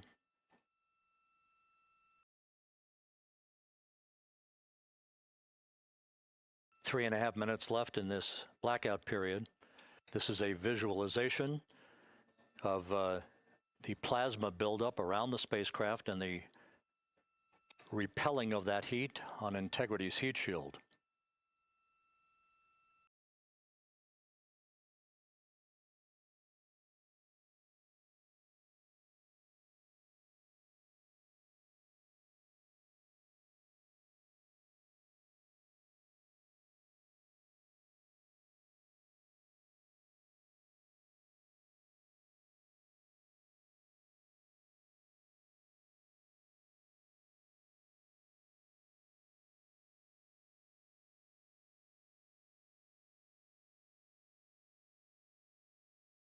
Flight Dynamics reports that airborne assets in the vicinity of the splashdown zone do have a visual on Integrity. Still 2 minutes and 40 seconds left in our blackout period. Time to splashdown, 9 minutes, 35 seconds.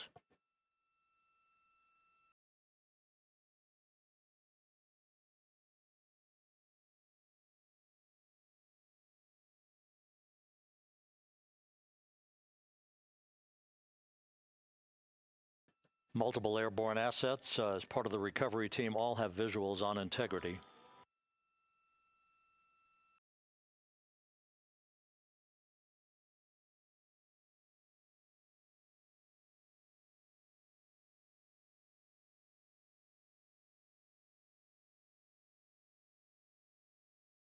And the WB-57 flying in the splashdown zone also has a visual.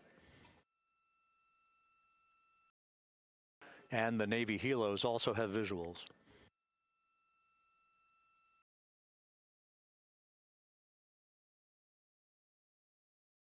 We're still in the blackout period. Still do not have communications from the crew.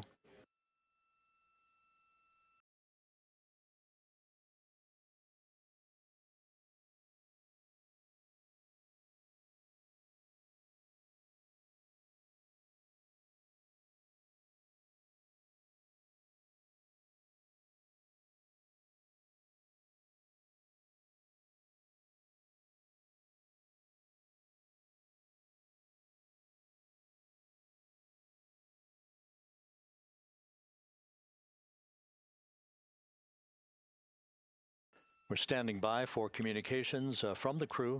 We should be out of the blackout period less than a minute from now.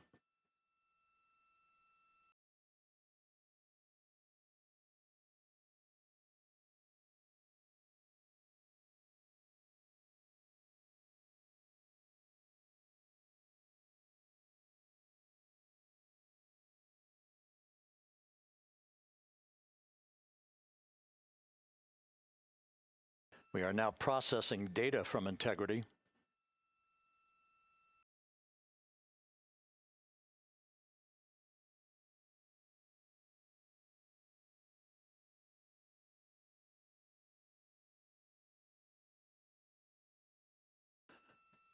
Landing and support officer reports the small boats are en route to the splashdown target zone.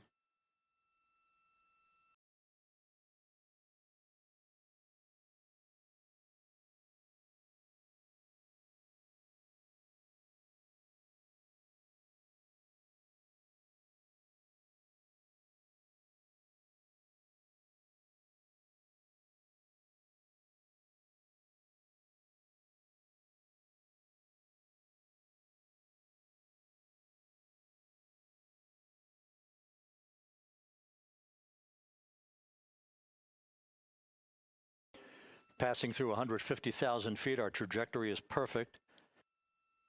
We're getting intermittent views of Integrity. Still waiting to establish voice communication.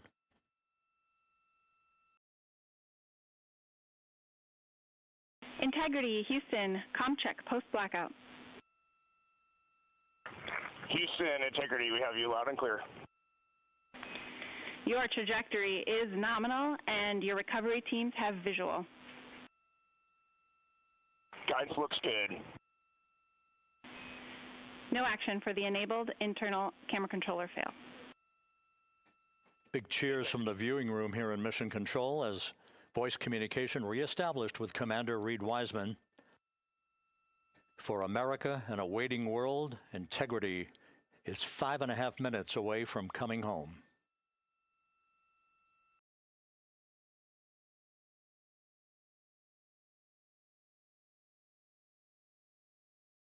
Passing 100,000 feet now.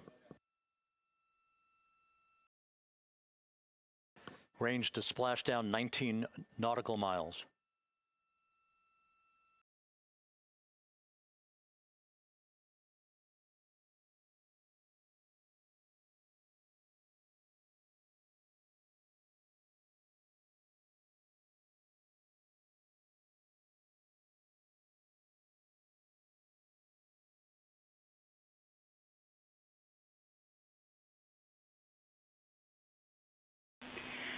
Integrity, impact to the camera controller fail is no Cab 1 views of the chutes.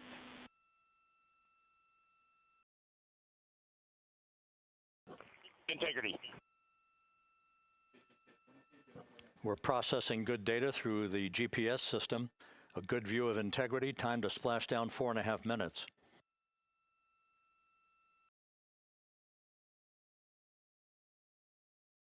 And a view of Integrity from the WB-57. We're at 50,000 feet.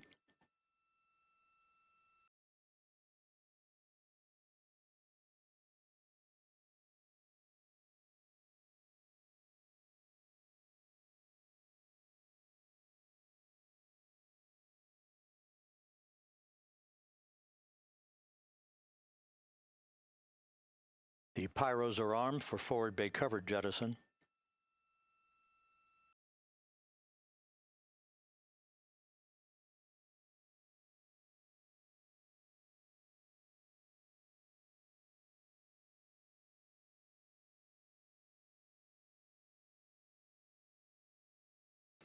And there go the first series of parachutes.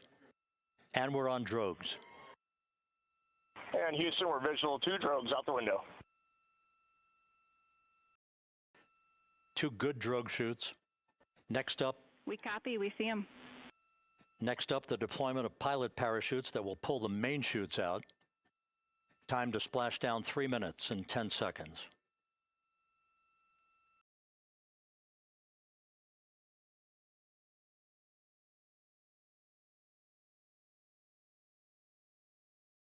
perfect descent rate according to flight dynamics. Good rates on 2 drogues.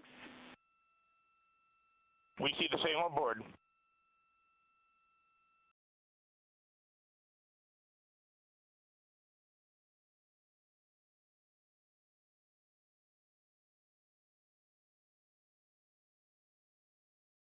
Passing through 10,000 feet, still on drogues.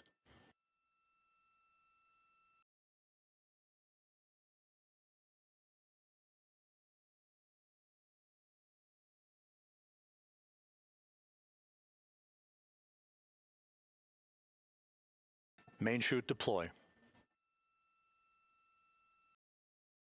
We're at 5,000 feet.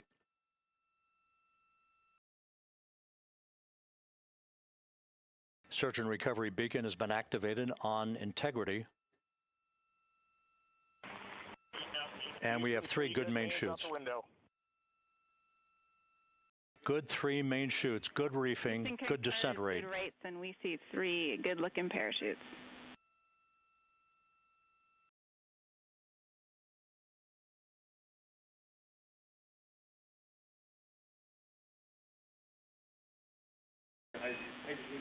Integrity. Cabin pressure indicates no need for hydrazine checks. Integrity copies. This is a perfect descent for integrity. Its crew sounding hale and hearty on board. Time to splash down 1 minute, 15 seconds.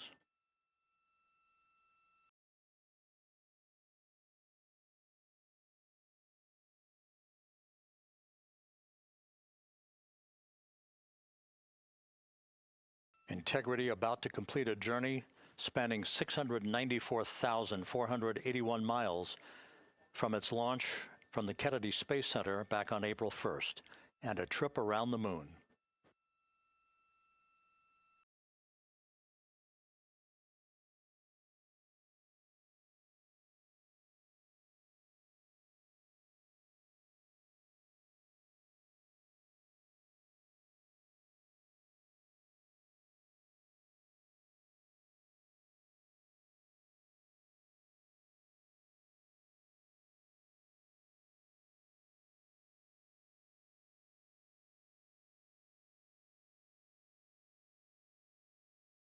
Passing through 1,000 feet.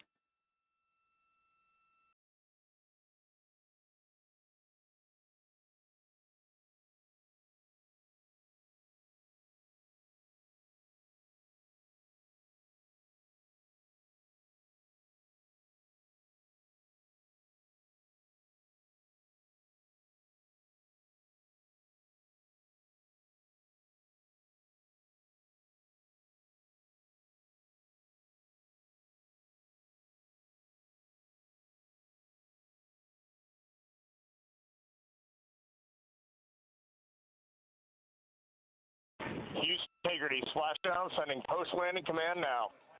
Splashdown confirmed. Copy splashdown, waiting on VLDR. Splashdown confirmed at 7:07 p.m. Central Time, 5:07 p.m. Pacific Time. From the pages of Jules Verne to a modern-day mission to the moon, a new chapter of the exploration of our celestial neighbor is complete. Integrity's astronauts back on Earth.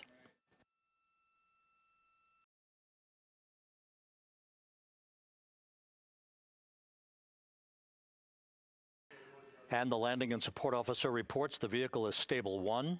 We still will be deploying the crew module uprighting system to maintain that orientation. A perfect bullseye splashdown for Integrity and its 4 astronauts.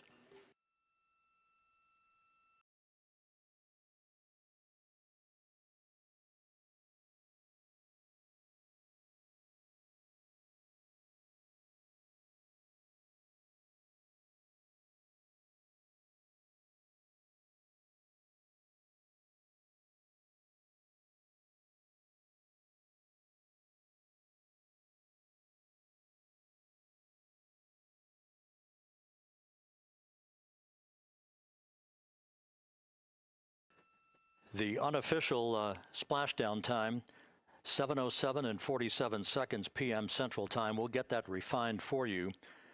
That would put the end of the mission at a mission elapsed time of 9 days, 1 hour, 31 minutes, 35 seconds.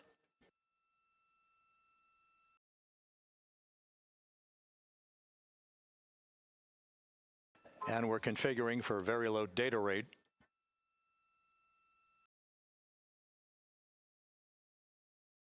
Once again, splashdown occurring in the Pacific, southwest of San Diego at 7:07 and 47 seconds p.m. Integrity Houston, comm check on VLDR.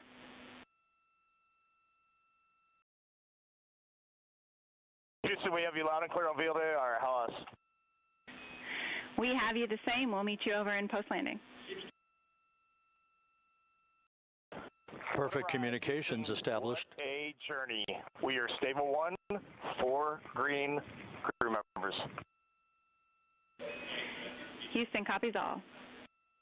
Reed Wiseman reporting 4 green crew members. That is not their complexion. That is the fact that they're in great condition. That's what that means. So stable 1, upright. The crew module uprighting system is being deployed. The 5 airbags being inflated through helium to maintain the upright configuration for the vehicle. This was a textbook entry and a textbook touchdown for Integrity. Reed Wiseman, Victor Glover, Christina Cook, and Jeremy Hansen back on Earth after a journey around the moon.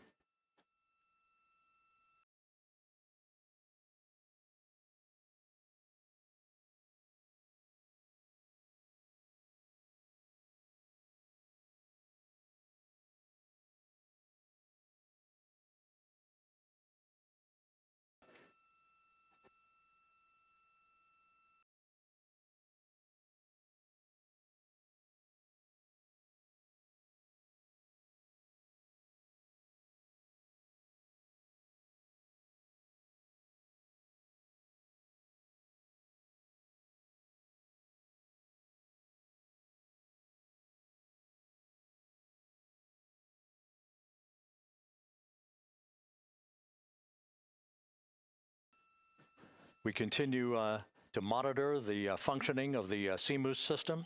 The airbags are being inflated to maintain a stable 1 or upright configuration. And there's a good view from one of the naval helicopters hovering overhead. Reed Wiseman reporting 4 green crew members, meaning they're all in excellent shape.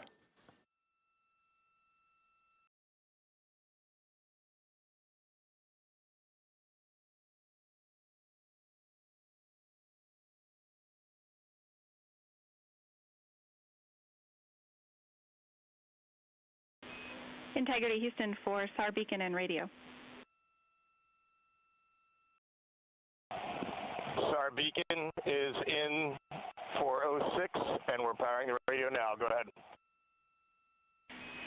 We see the beacon on. However, the recovery team is not seeing the signal. Your SAR radio uses the same antenna, so you may run into trouble with the radio. Okay, copy. And we are also powering up the sat phone now.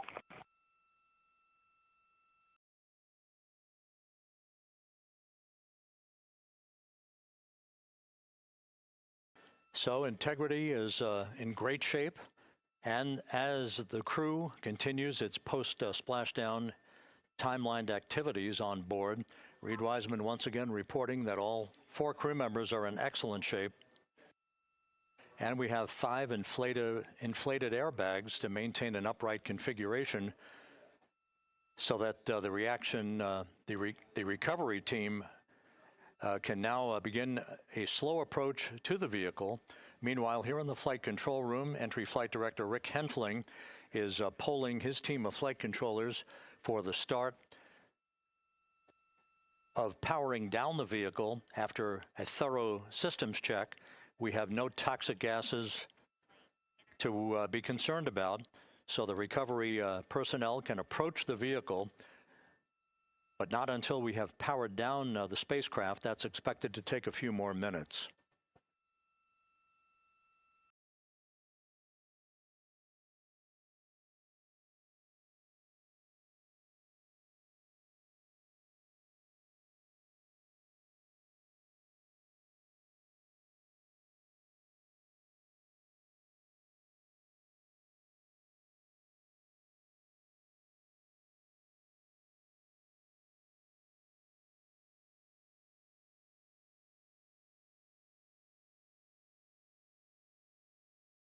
Integrity back on Earth following its historic flyby of the moon. It was, for all intents and purposes, a textbook mission. On 2828, but I'll remain on this frequency. We copy.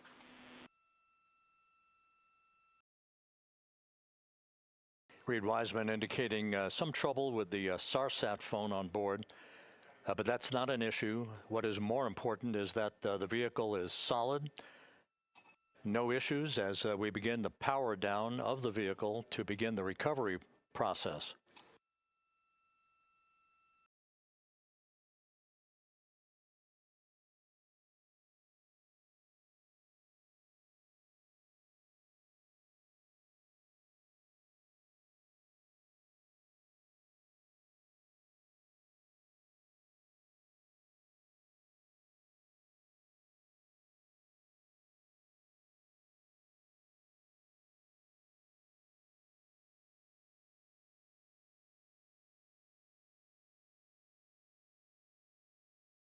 The propulsion officer here in Mission Control reports that we have safed the prop system on Integrity. Can you say again? That was very weak and broken.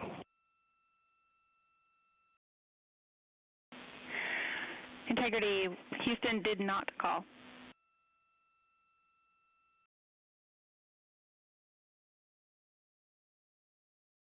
Copy that, Houston. It might have been on the SAR radio. Stand by.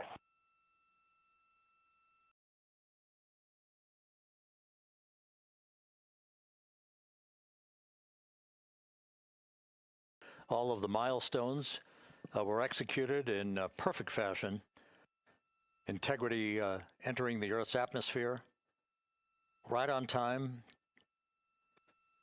reaching its peak speed shortly after a blackout period began. We emerged from the blackout period, but the recovery imagery airborne assets were able to pick up Integrity's descent almost immediately through entry interface, tracking the vehicle all the way down. And finally, you saw the sequence of chute deployments. First, the forward bay cover being pulled off the top of the vehicle by a series of 3 parachutes. Then the drogue chutes were deployed, followed by the 3 main chutes that slowed the splashdown velocity of Integrity to just 19 miles an hour.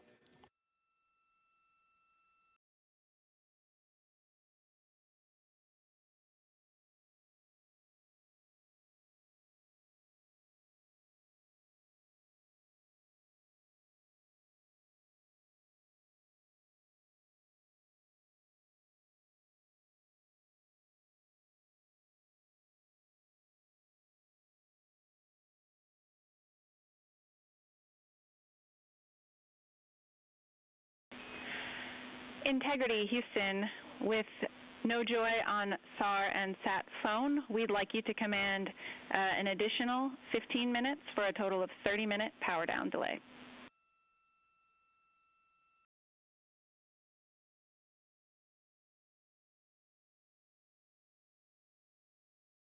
All right, Jackie, we have selected T/D+30.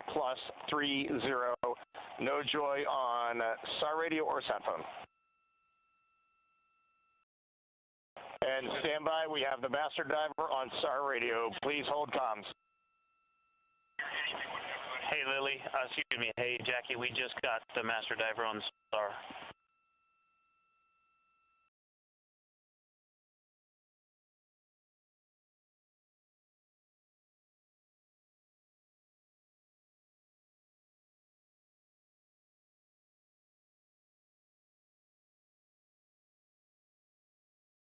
A good view of one of the fast boats. Integrity, Houston, if you are happy with your comm with Master Diver, you can go back to the 15-minute power down. Okay, stand by. Yeah, we'll confirm here in a second. The crew on board Integrity coordinating with the flight control team in Houston here in Mission Control on the timing of the power down of the vehicle, which will be the precursor to the recovery teams approaching the spacecraft. There are no issues with integrity. We've had a bit of broken capability in establishing a SARSAT, or satellite phone communications capability, between the crew on board Integrity and the recovery team. That will get sorted out here shortly. There's plenty of cooling on board Integrity, so there's no rush to begin the power down. I tried to call you on the sat phone and not getting an answer there either. Concur. We haven't had anything come through.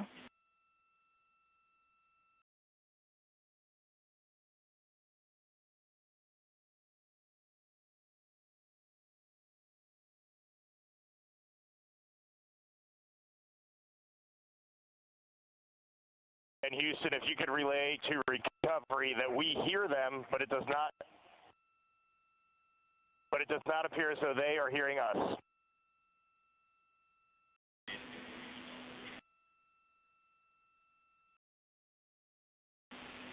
Houston copies, and Reed, just to confirm, you are pushing the PTT on the radio.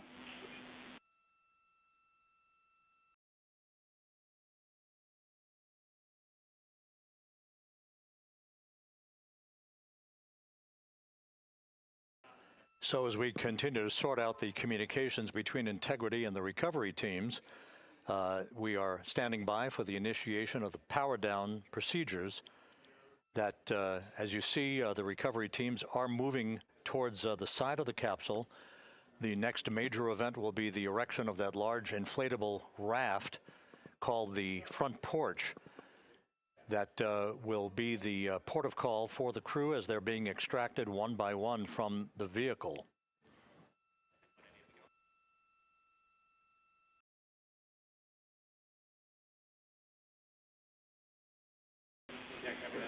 Integrity, Houston, for sat phone, we are going to attempt to call you.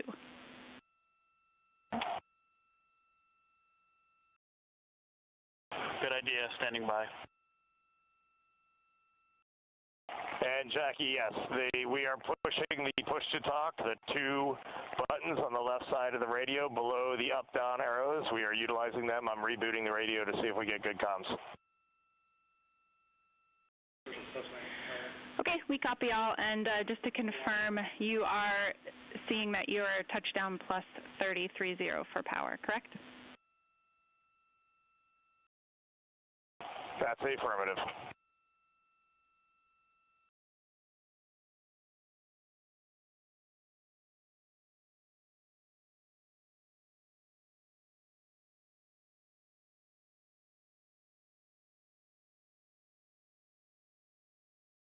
We are trying a backdoor approach to have mission control here call the crew on their satellite phone.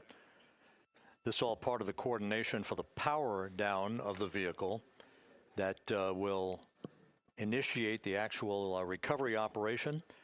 The first boats with the Navy divers on board are standing by, waiting to close in on Integrity to begin the process of erecting the large inflatable raft. That's called the front porch. That will be where the astronauts are extracted from so that they can have a few minutes to get their land legs back before they're hoisted aboard the Navy helicopters for the flight back to the deck of the USS John P. Murtha.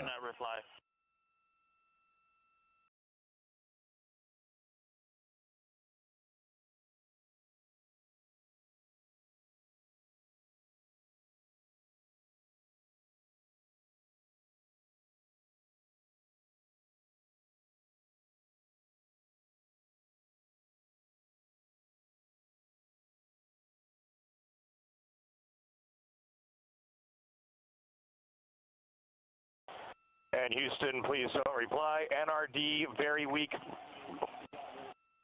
but readable. Master diver, we can hear, but they cannot hear us.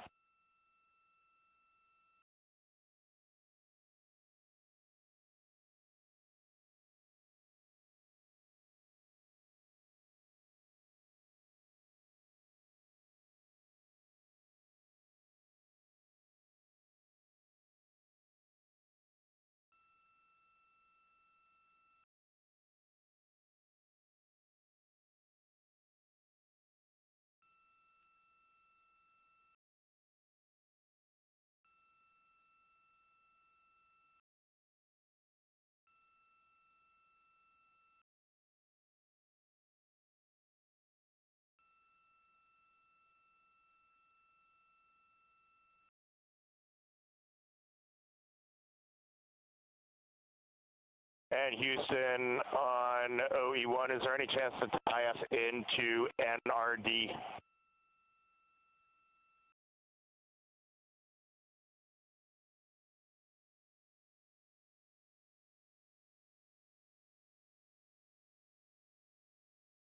Checking.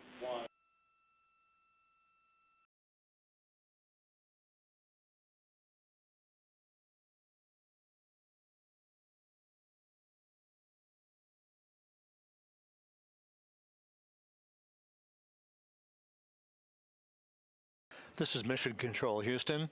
While we stand by for the establishment of communications between Integrity and the recovery team that is basically standing by very close to the spacecraft, we're going to go to the deck of the USS John P. Murtha, where Megan Cruz is standing by with Administrator Jared Isaacman.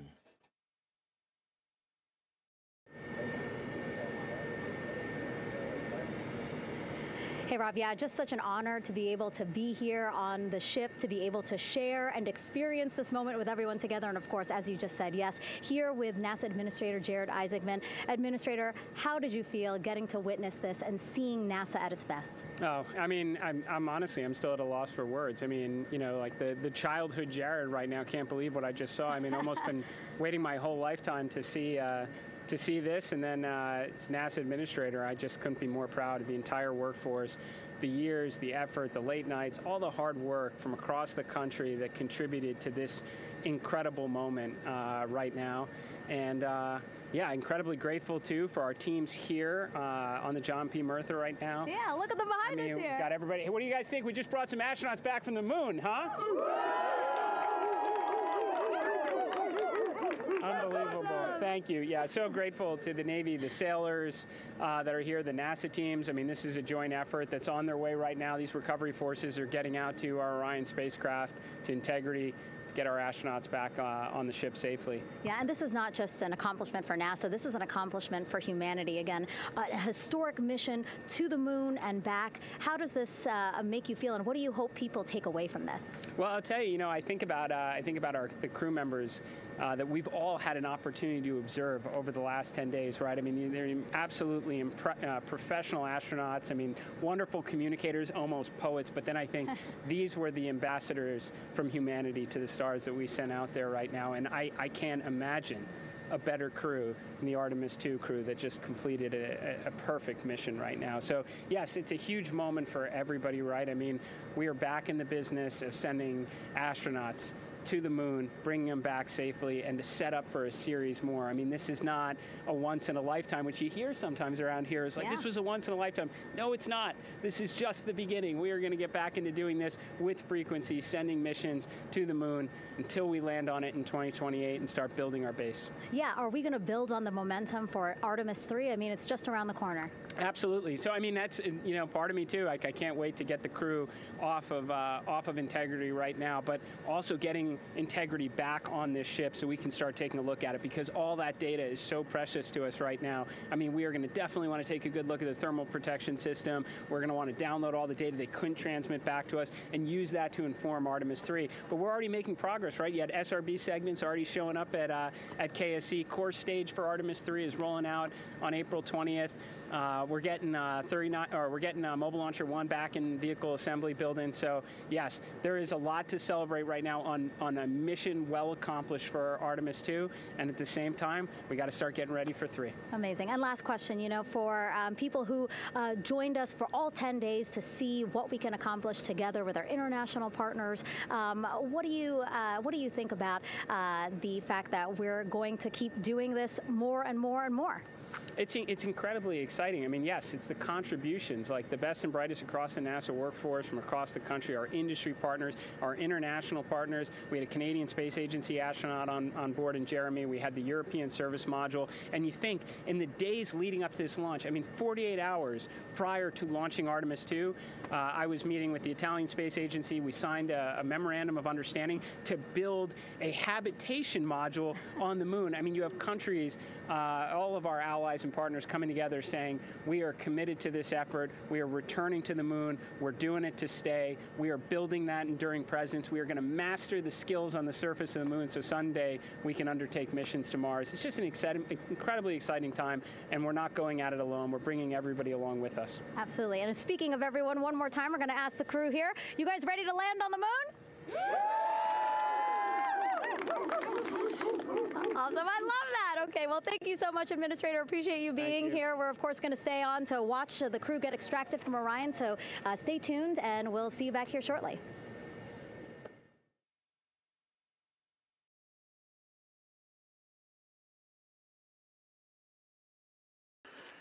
Thank you, Megan, and thank you, Administrator Isaacman.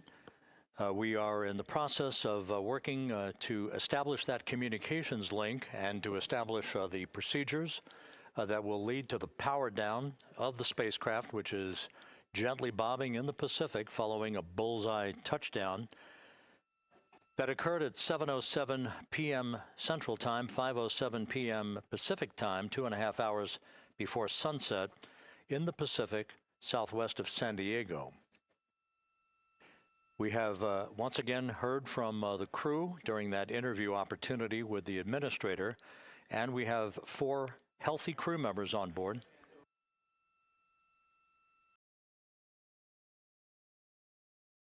We now have confirmation that the vehicle has been powered down as per the procedures. So we have vehicle powered down, and the flight control team here in Houston, Flight Director Rick Henfling, has handed over mission authority to the Exploration Ground Systems team out in the Pacific. Now, we will physically not get off console with this team until the crew has been extracted into the front porch, that inflatable raft that will be erected along the side hatch of Integrity. So we're standing by for that in the next step in the recovery procedures. But everything is in great shape, and we have 4 healthy crew members on board the vehicle.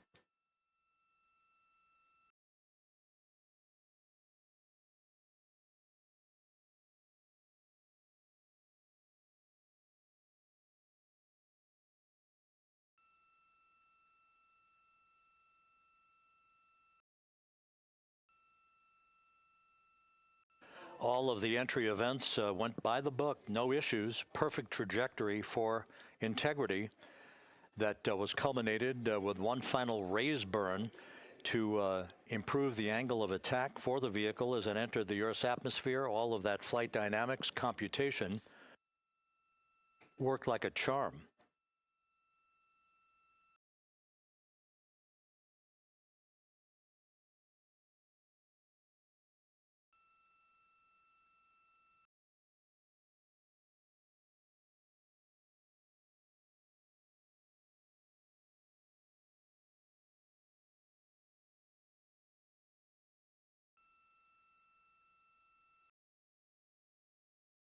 So we are standing by for the recovery team to approach Integrity and begin the process of erecting that inflatable raft called the front porch, which will see the crew members be extracted from the hatch of Orion into that inflatable raft before they're hoisted aboard 2 Navy helicopters in a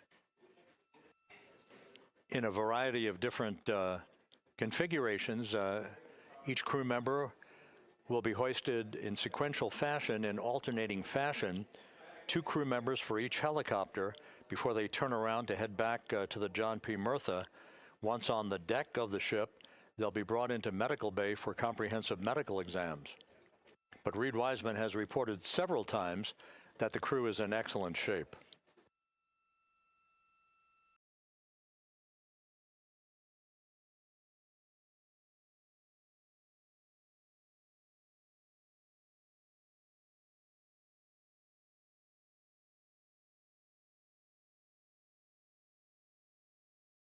So just to recap, it has been some 26.5 minutes since the splashdown of Integrity in the Pacific. The vehicle is in excellent shape. It performed like a champ all the way down through the Earth's atmosphere. All of the vehicle functions were checked off in excellent trip hammer fashion. The parachutes all deployed as planned. Splashdown occurring at 7:07 p.m. Central Time, 5:07 p.m. Pacific Time.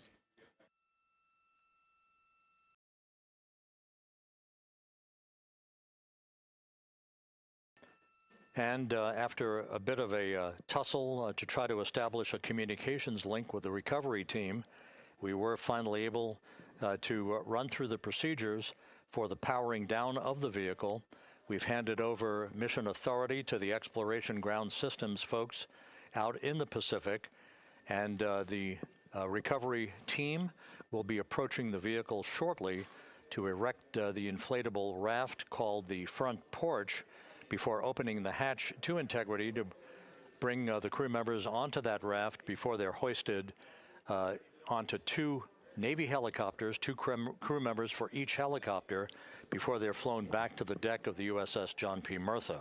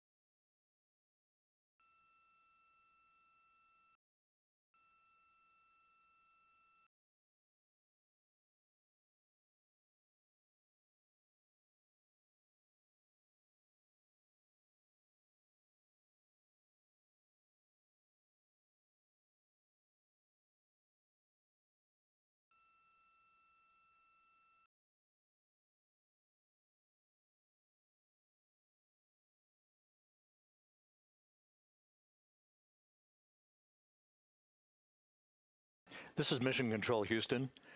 After talking to the flight dynamics folks, we have a bit of a refinement on the splashdown time for you. Their computation shows a splashdown time of 7:07 and 27 seconds p.m. Central Time, 7:07 and 27 seconds p.m. Central Time.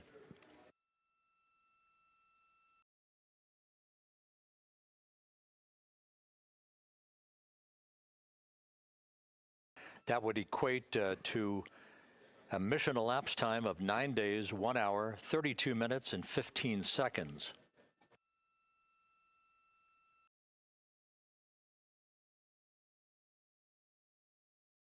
Once again, from Flight Dynamics, a splashdown time of 7:07 and 27 seconds p.m. Central Time. That would equate to a mission elapsed time of 9 days, 1 hour, 32 minutes, and 15 seconds.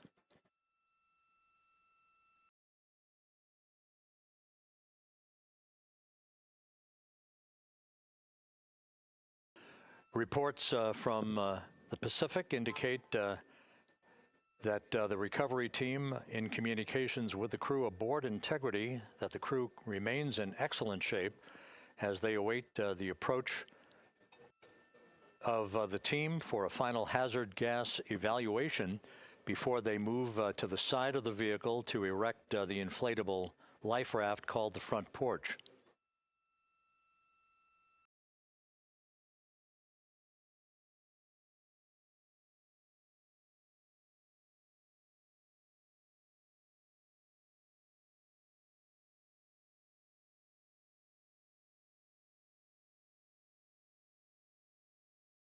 Again, no issues with Integrity. The vehicle is powered down. All of its systems are now safed. We have handed over mission authority to the Exploration Ground Systems folks in the Pacific, but we will not stand down and have the entry flight control team depart its positions until that inflatable raft, the front porch, is erected, the hatch open, and the crew having exited the vehicle. So that's the next step in the recovery process that will lead to the hoisting of the crew members. For 2 crew members for each helicopter, they'll be hoisted to a pair of Navy helicopters that will then fly a short distance back to the USS John P. Murtha. What you're looking at is one of the fast boats circling the vehicle to make a hazard assessment.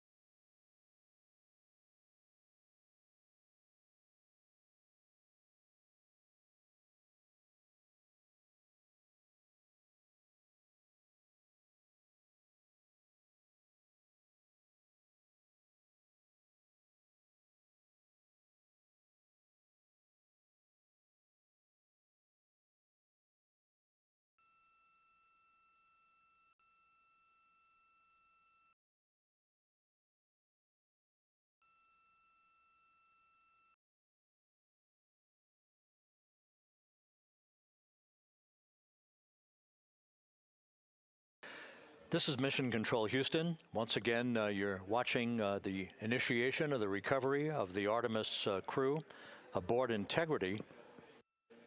All of the Navy divers and the fast boats are now approaching the spacecraft after conducting a hazard assessment. The vehicle has been powered down. Entry Flight Director Rick Henfling now waiting for the life raft, the front porch, to be erected along the side of the vehicle so that the hatch can be opened and the crew members extracted from Integrity, soon to be hoisted one by one into a pair of Navy helicopters for a short flight back to the deck of the USS John P. Murtha. If you missed it earlier, we talked to Flight Dynamics and received a more official touchdown time or splashdown time, as it were, of 7:07 and 27 seconds p.m. Central Time, 5:07 and 27 seconds p.m. Pacific Time. That would equate to a mission elapsed time of 9 days, 1 hour, 32 minutes, and 15 seconds.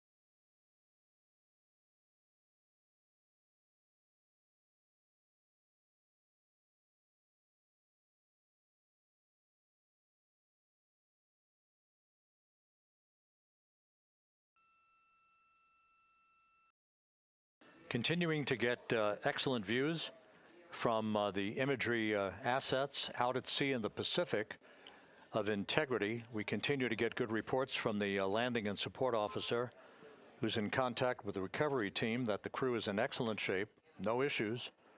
They're just currently biding their time, waiting for the front porch to be erected. We have no hazardous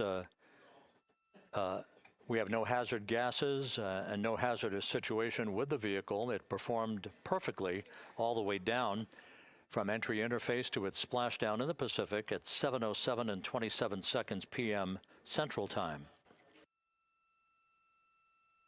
And as you can see, the first phalanx of recovery personnel now pulling up alongside of integrity.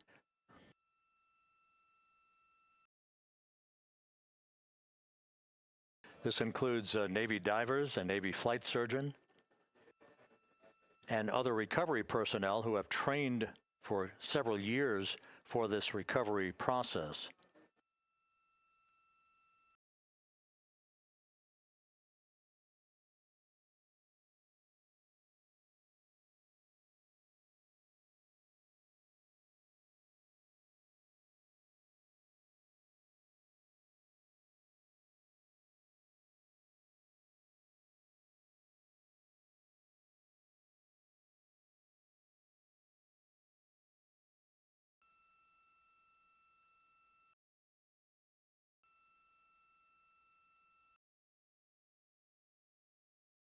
At this hour, some 41 minutes following splashdown, The vehicle has been powered down. There's no hazardous gas emanating from the vehicle. That's why the first team of recovery personnel has been able to pull alongside Integrity. And the reports continue to come in that the 4 astronauts are in excellent shape.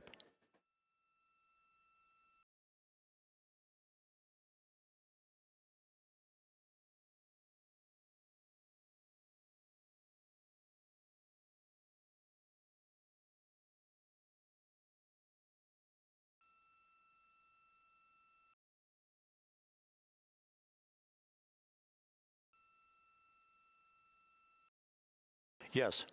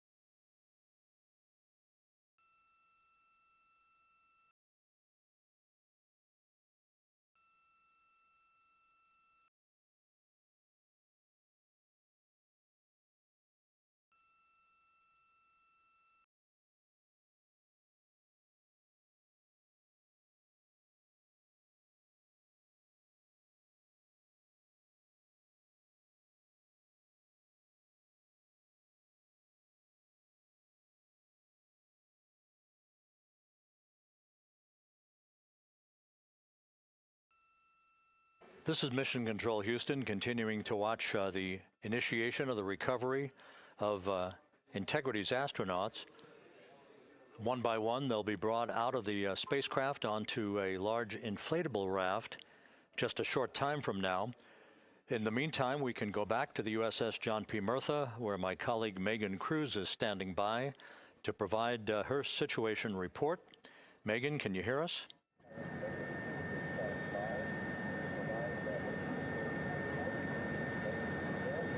Hey, Rob. Yes, I can hear you. Thank you. Yeah, we're back here on the bow of the recovery ship where there are still plenty of people peering out into the water. We are not very far from the action everyone is seeing on their screen now. The Orion spacecraft, Integrity, in the ocean, surrounded by a number of recovery boats.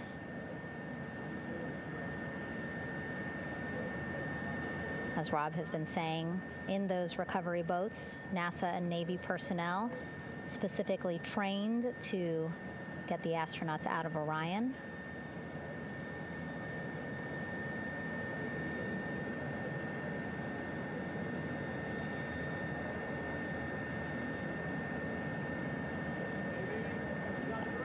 In some of our wide shots, you can probably see that there are 6 boats out in the water.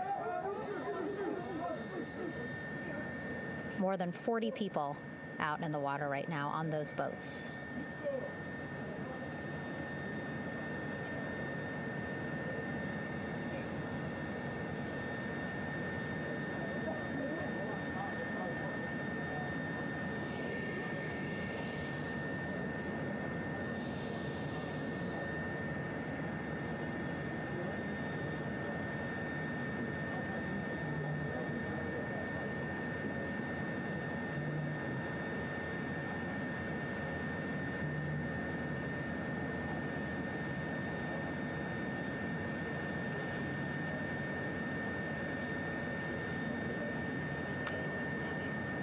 First order of business is to set up the front porch and the stabilization collar.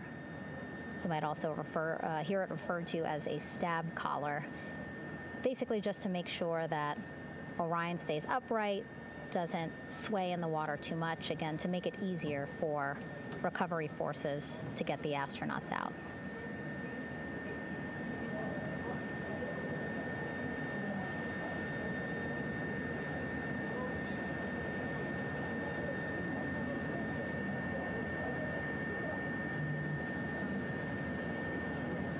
Again, we splashed down in the Pacific Ocean just after 5 p.m. Pacific time here. It's a requirement by NASA to be able to get the crew out of Orion within 2 hours of splashdown. So doing great on time so far. Plenty of time. No rush either. I was speaking to NASA flight surgeon Rick Schuring earlier in this broadcast, and he said to me, no rush to get the crew out. Just want to make sure that they're feeling good, and whenever they're ready to take their step out of Orion and onto that large raft, the front porch, folks will be ready.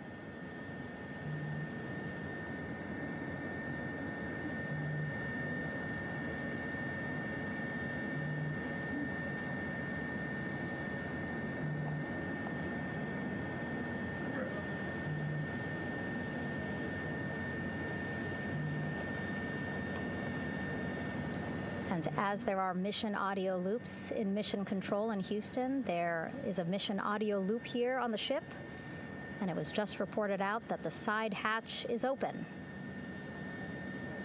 Side hatch of integrity is open. You're getting these beautiful shots from our aerial assets. The ship itself, where I'm on, just 3,000 yards away. Again, plenty of people on the boat here, glued to the side closest to where they can see all this action. And again, with just 3,000 yards separating us, great views from the bow here. You can see now that side hatch is open. One of the Navy personnel is about to get inside there.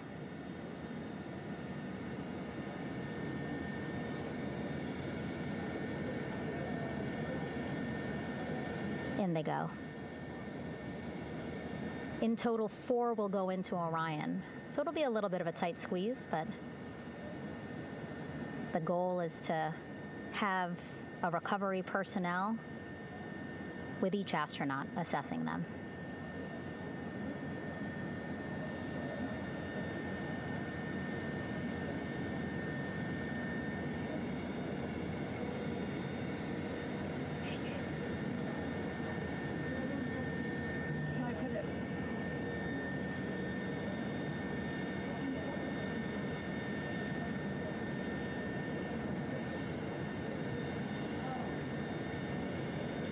Boats getting closer now.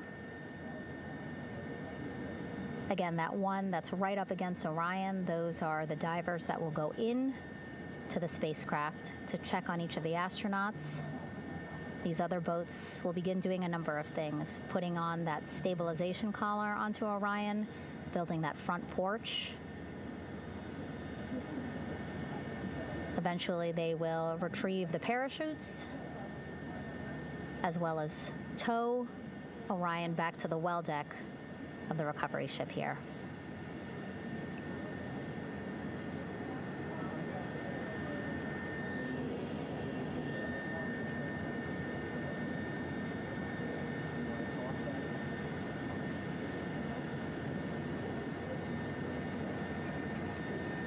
And so as we wait for the Navy and NASA personnel to get their assessment of the crew inside of Orion, why don't we toss it back to Rob for an update? Yeah, thank you, Megan. Here in Mission Control, Flight Director Rick Henfling and the entry team of flight controllers still on duty. The vehicle has been powered down for some time now. There are no hazardous gases emanating from integrity. That, of course, allowed the recovery personnel to approach the vehicle and then open the hatch to begin the initial medical assessment of the crew, as you just indicated. Now we're standing by for the erection of that inflatable raft, the front porch, alongside of the vehicle that will enable the crew to be extracted one by one onto the raft, have a moment or two to get their land legs back before they're hoisted into 2 hovering Navy helicopters, 2 crew members for each helicopter, for a short flight back to the deck of the USS John P. Murtha.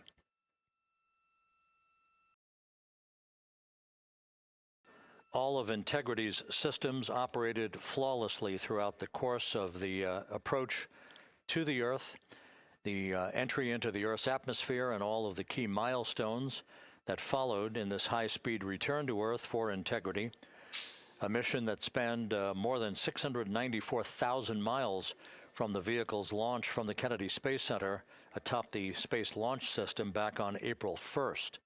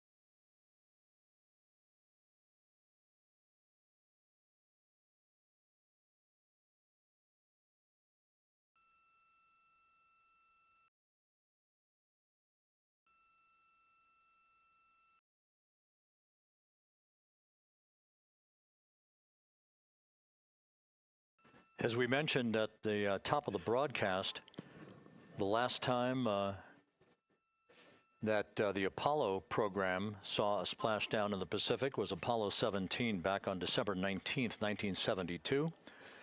So for the first time in 53 and a half years, we have reenacted that with the arrival of Integrity's astronauts as they flew around the moon in that historic lunar flyby that began with a trans-lunar injection burn that took them out of Earth orbit following 24 hours of a high Earth orbit trajectory.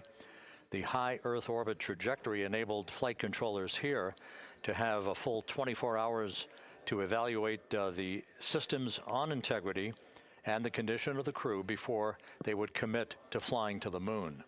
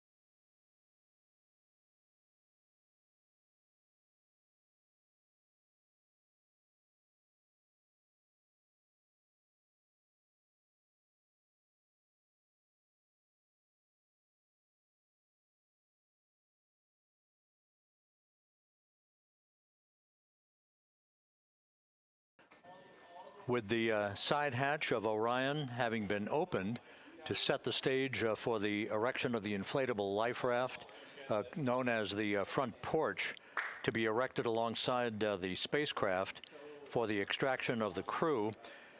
Let's play for you an interview that my colleague Megan Cruz conducted on the USS John P. Murtha with Navy diver First Class David McMahon that explains how this process is unfolding.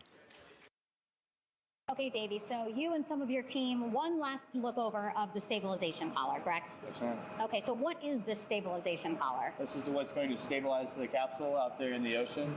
We don't know how good the weather or the waves will be that day, so this will help prevent any unnecessary occurrences from happening, stabilizing the capsule and the astronauts inside. So basically this is a float that will go around Orion. I'm assuming that what they're doing right now, these are the lines that will attach the collar onto Orion? That is correct. And so what are they doing here? So we've got the lower line that will secure the inflation device before we inflate it. That gives us the go-ahead that it's secure in its space, and then we'll inflate it. And then once that is done, we'll undo all the carabiners and get this orange line on top tied in the same fashion. And then this will be secure to the capsule, and the astronauts can safely take their first steps out of the capsule onto the front porch. Okay, and how long will it take them to set up the stabilization collar? We should definitely be able to handle this in under 10 minutes. Okay, wow. And then you just mentioned the front porch. So basically after they set up this stabilization collar, then they set up what's called the front porch here. That's correct. Okay, and what's the front porch? Front porch is basically a bigger waiting room for the astronauts to sit in while we wait for the helicopters to show up and grab them. Okay, so the medical team that was inside with the crew, they're going to help them out and onto the front porch? That is correct. And then what happens here? We have higher trained medical personnel also on board the front porch that will give them lookovers and just make sure they're okay while we wait for the helicopters to show up. Okay. How does it feel, I mean, your team, you, to be part of a mission that's returning astronauts from the moon in more than 50 years? We all feel extremely honored to be a part of this, as well as a bigger mission for the Navy and joining up with NASA to do great things. Mm-hmm. And do you feel like you and your team are ready? Yes, very ready. Cool. All right, thank you so much. Thank you.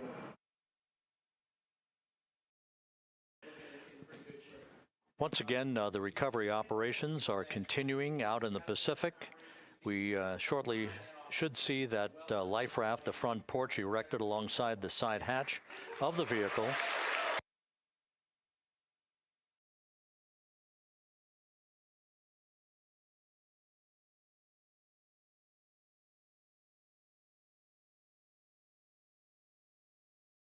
A number of flight controllers have come into the flight control room to receive congratulations from Entry Flight Director Rick Henfling. But we're going to stick with our operations out in the Pacific as we await the extraction of the 4 crew members who are reported to be in excellent condition.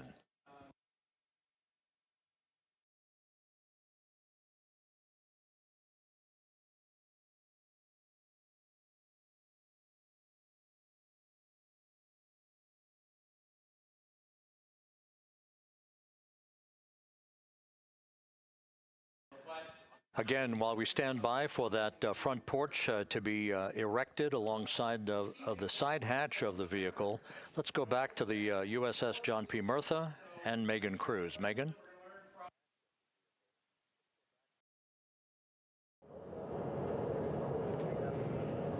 Hey, Rob.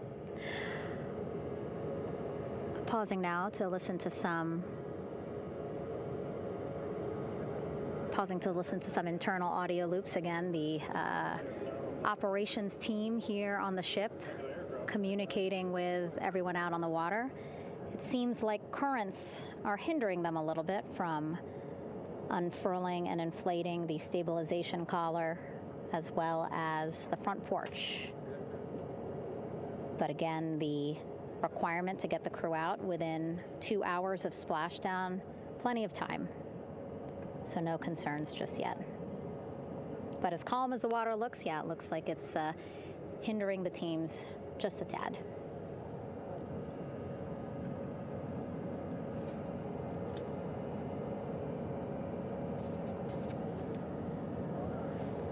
You can see in some of our shots that side hatch still open.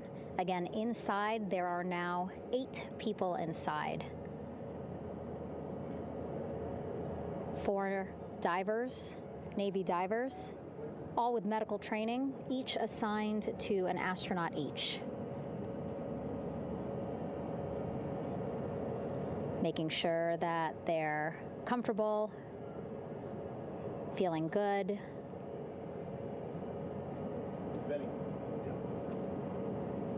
As you've heard us say in the broadcast, you know, they expect a little bit of discomfort. Again, these astronauts just traveled back to Earth at 25,000 miles an hour, a nearly 695,000-mile journey around the moon.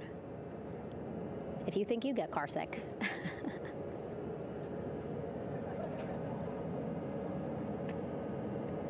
Again, 6 boats out there, lots of gear with them, just in case, right?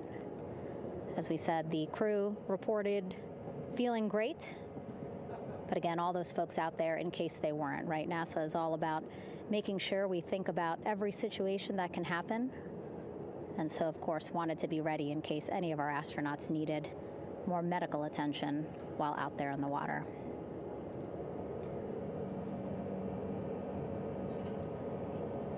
You see now teams, again,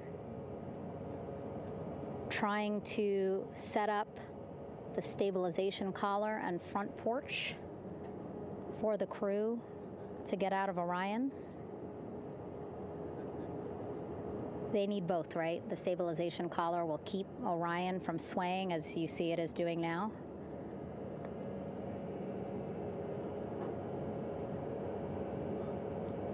And then they will connect the front porch to the stabilization collar so that the crew can take 2 steps and they will be in the front porch.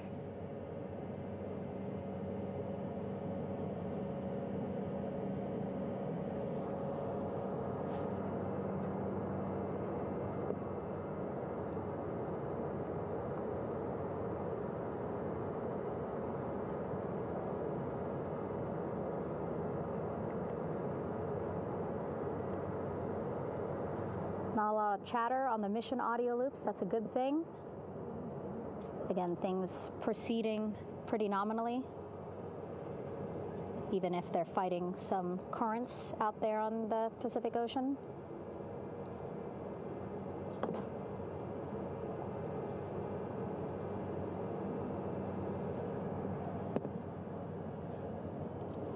Again, the goal, setting up the stabilization collar and the front porch so that the crew can rest comfortably in the front porch, get placed into harnesses so that 2 helicopters can lift them off the front porch and onto the USS John Murtha here.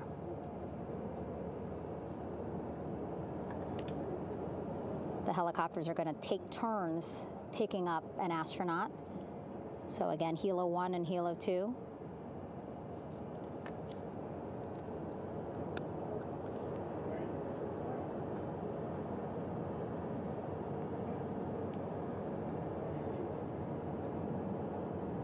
Okay, and the recovery team here on the ship just got a report from the undersea medical officer who is inside the capsule with the crew.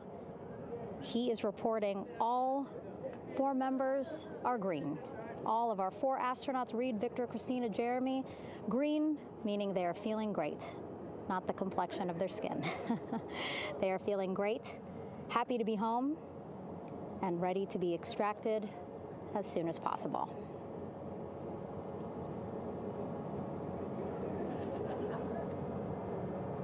And so, as I was saying, we have 2 helicopters circling the activity you're seeing on the water right now. Each will take turns picking up an astronaut. So Helo 1 will come on in, hover above the front porch, about 40 feet above the front porch. A Navy recovery specialist will be hoisted down into the front porch. The restricted maneuvering doctrine is in effect. Will connect to the first astronaut, which we're expecting to be Christina. And then Helo 2 comes around, picks up Jeremy, while Helo 1 stays above head, and then Helo 1 will come back in for another astronaut, and then Helo 2 for the last astronaut, and then back to the flight deck here on the recovery ship.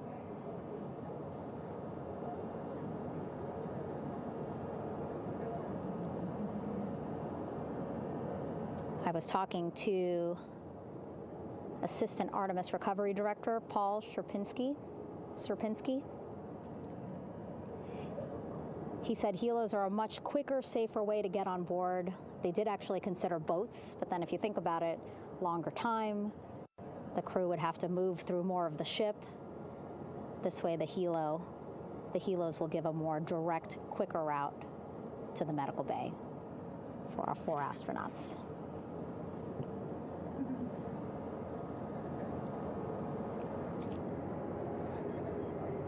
Beautiful shots from our aerial and imagery teams.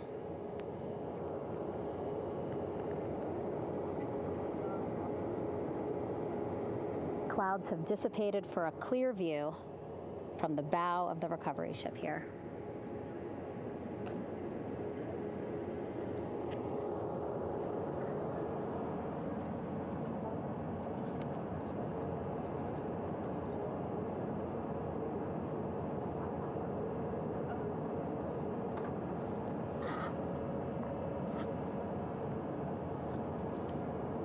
You can still see divers in the water there.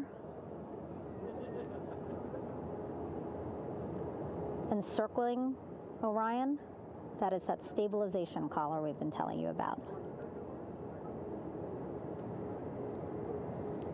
As you saw in that interview just a few minutes ago, they have to first connect it to Orion, and then once it's secured onto Orion, they can inflate it, and then they'll further secure it with other harnesses and lines.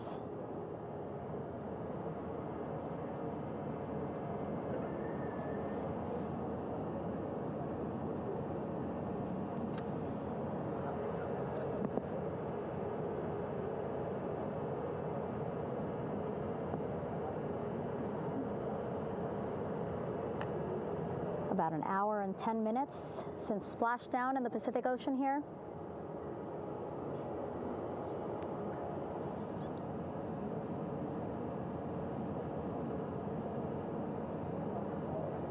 Reed, Victor, Christina, and Jeremy back home after a history-making mission to the moon and back.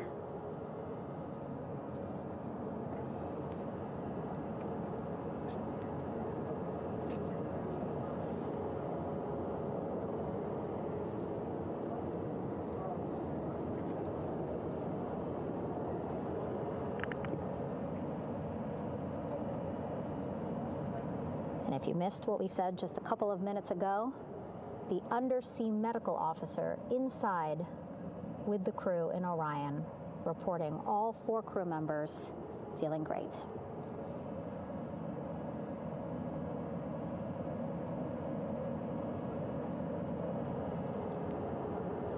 Progress being made there on the stabilization collar. It looks like they are beginning to inflate it.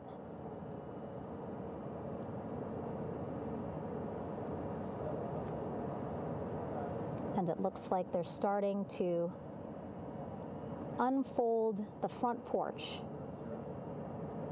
in order to get that into the water here shortly and inflate that as well.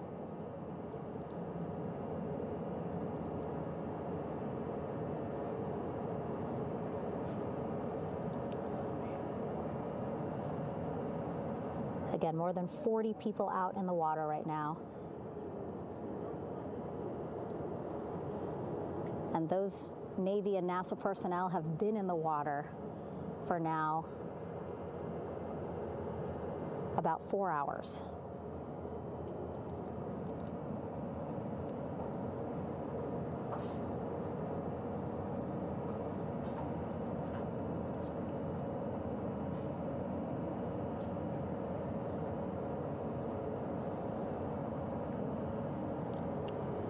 The reason why they had to get out so early is just to stage everything. And actually here on the ship, when there are flight operations happening, you can't have anything else, right? Just because the flight deck can be a dangerous place, so they just want to focus on planes coming and going from the ship, so that's why they wanted to get the boats in the water to make sure that they have all the time they needed for the flight ops. And then the same crew here out in the water, they will stay out in the water for a number of hours after we recover the crew and get them back on the ship, because then they have to recover Orion.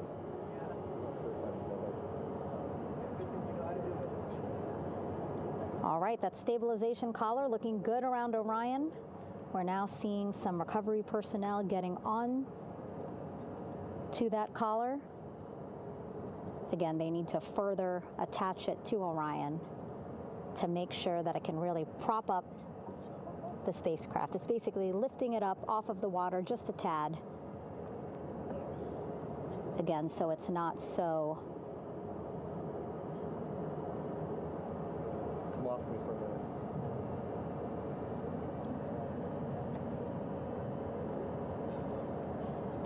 so it doesn't sway so much in the water there.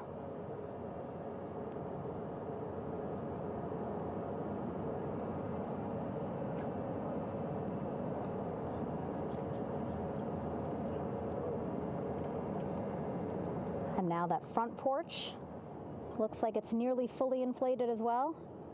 You can see a much larger surface area.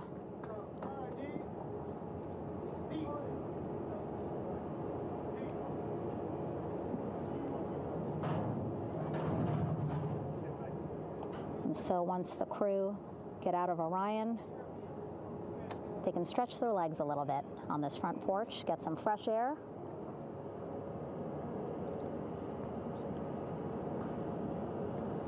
And enjoy this beautiful day here on their home planet.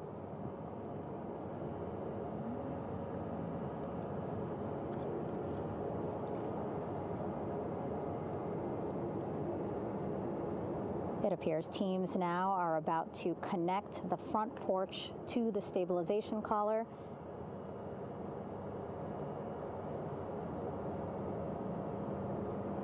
And at that point, when both are secure, we should soon see astronauts come out of Orion.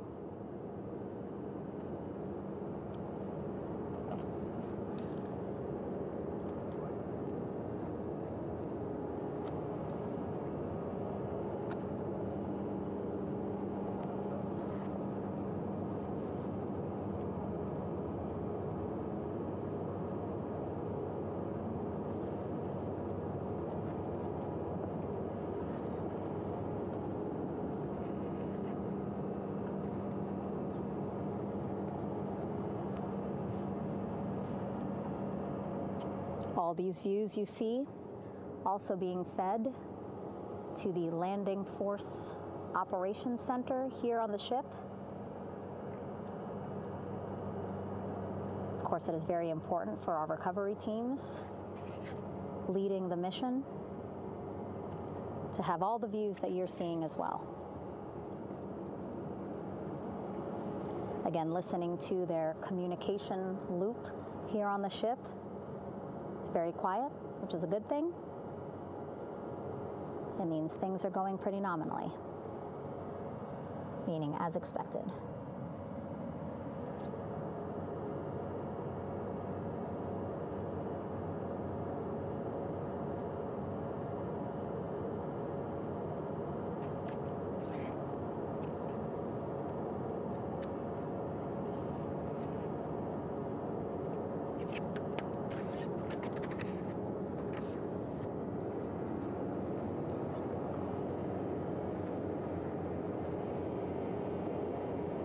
Again, all this activity happening just 3,000 yards away from the ship. So that means this will be a very quick flight back on the helicopters for the crew.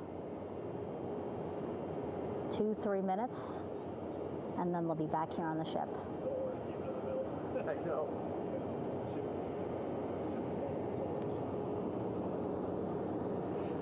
Okay, saw a thumbs up from one of the personnel on the front porch. It looks like they are now getting ready to deploy what they call the Air Rescue Vest, ARV. And so this is the harness that each crew member will get into in order to be hoisted into the helicopters. Again, those helicopters hovering just about 40 feet above the front porch when they're ready to pick up each crew member.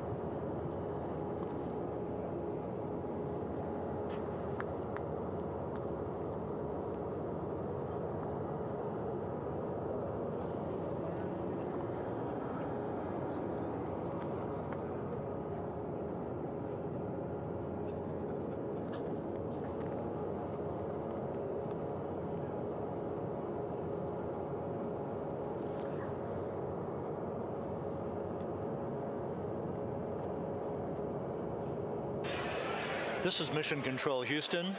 Behind me, a fairly raucous scene as hundreds of flight controllers have poured into the flight control room here. This is reminiscent of the scene after the final shuttle mission of STS-135, although that was the end of a program. This is only the beginning of a program with the textbook splashdown of Integrity and its 4 astronauts. We're standing by for the crew to be extracted from the spacecraft. Entry Flight Director Rick Henfling invited all of these flight controllers who have contributed to this mission to enter the flight control room to have an opportunity to receive well wishes and to share the mutual glow that exists in the wake of a textbook mission for Integrity. On the front screen here in Mission Control, a sign that says "Welcome Home, Integrity," taking humanity back to the moon, going further, and returning safely to Earth. So all of that jubilation, part of the post-splashdown activities, even as we await the crew being extracted from the vehicle to be hoisted onto Navy helicopters for the trip back to the USS John P. Murtha.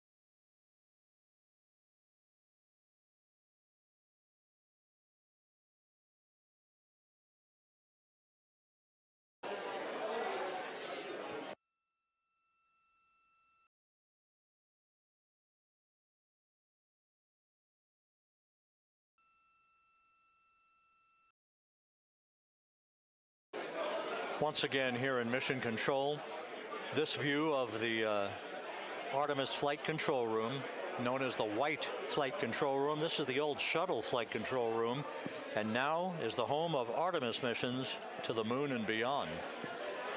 Once again, quite a few flight controllers were invited in by Entry Flight Director Rick Henfling to share in the jubilation following the successful splashdown of Integrity. That splashdown occurring an hour and 22 minutes ago, as we stand by for the completion of the extraction of the crew, and ultimately they're hoisting onto Navy helicopters for a short flight back to the USS John P. Murtha. Splashdown occurred at 7:07 and 27 seconds p.m. Central Time. I had an opportunity to talk to the head of flight dynamics, Jeff Birch, a moment or two ago. He said the trajectory of Integrity coming through the Earth's atmosphere was so precise, they've never seen anything line up on a ground track like today's entry by Integrity for its splashdown southwest of San Diego.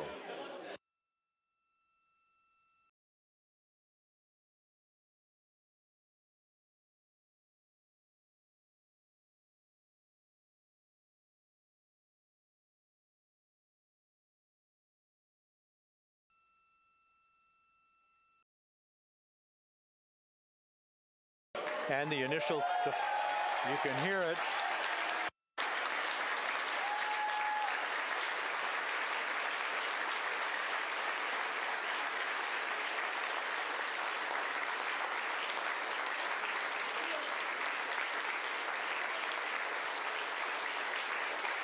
Jubilation here in the flight control room. The first crew member is out of Integrity.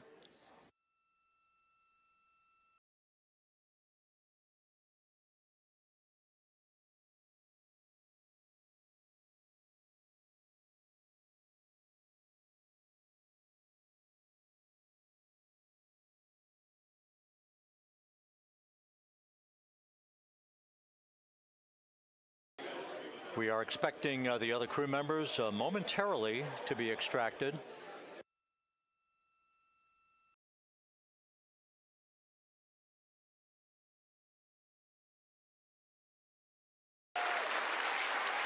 We now have 2 crew members out.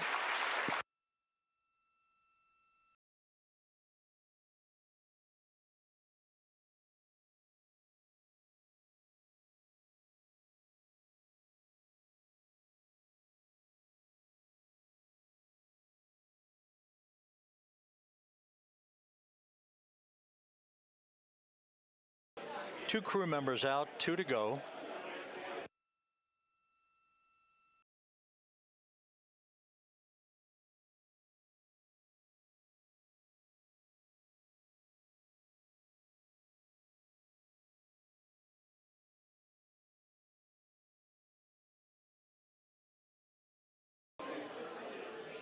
We're about 1 hour from sunset out in the Pacific. Everything continues to go well. Integrity's systems function perfectly during its entry back to Earth. And Reed Wiseman, the commander who will be last out of the vehicle, reported that all the crew members were feeling very well.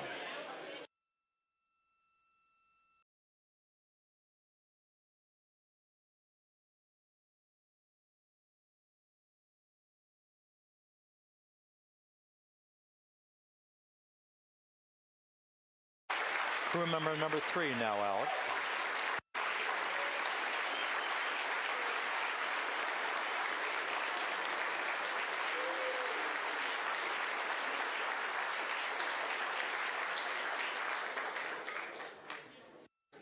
And now standing by for the commander, Reed Wiseman, who will be last out of his ship. Bobbing in the Pacific under almost ideal conditions, Integrity spanned 694,000 miles during its journey from launch to splashdown.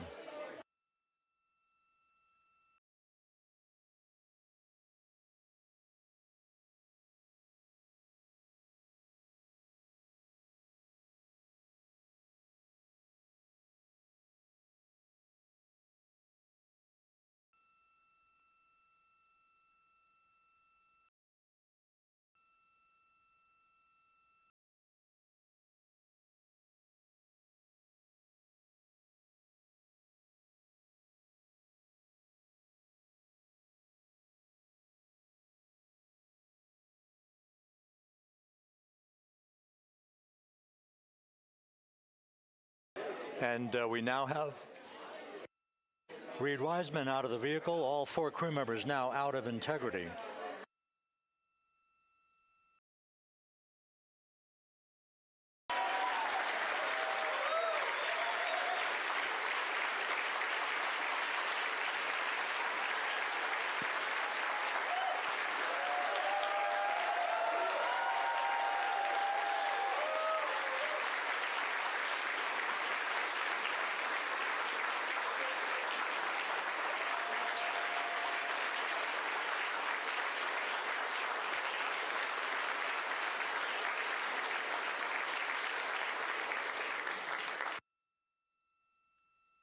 Once again, all 4 crew members now on the front porch, and the procedure to begin hoisting them up to these 2 Navy helicopters hovering overhead will begin shortly.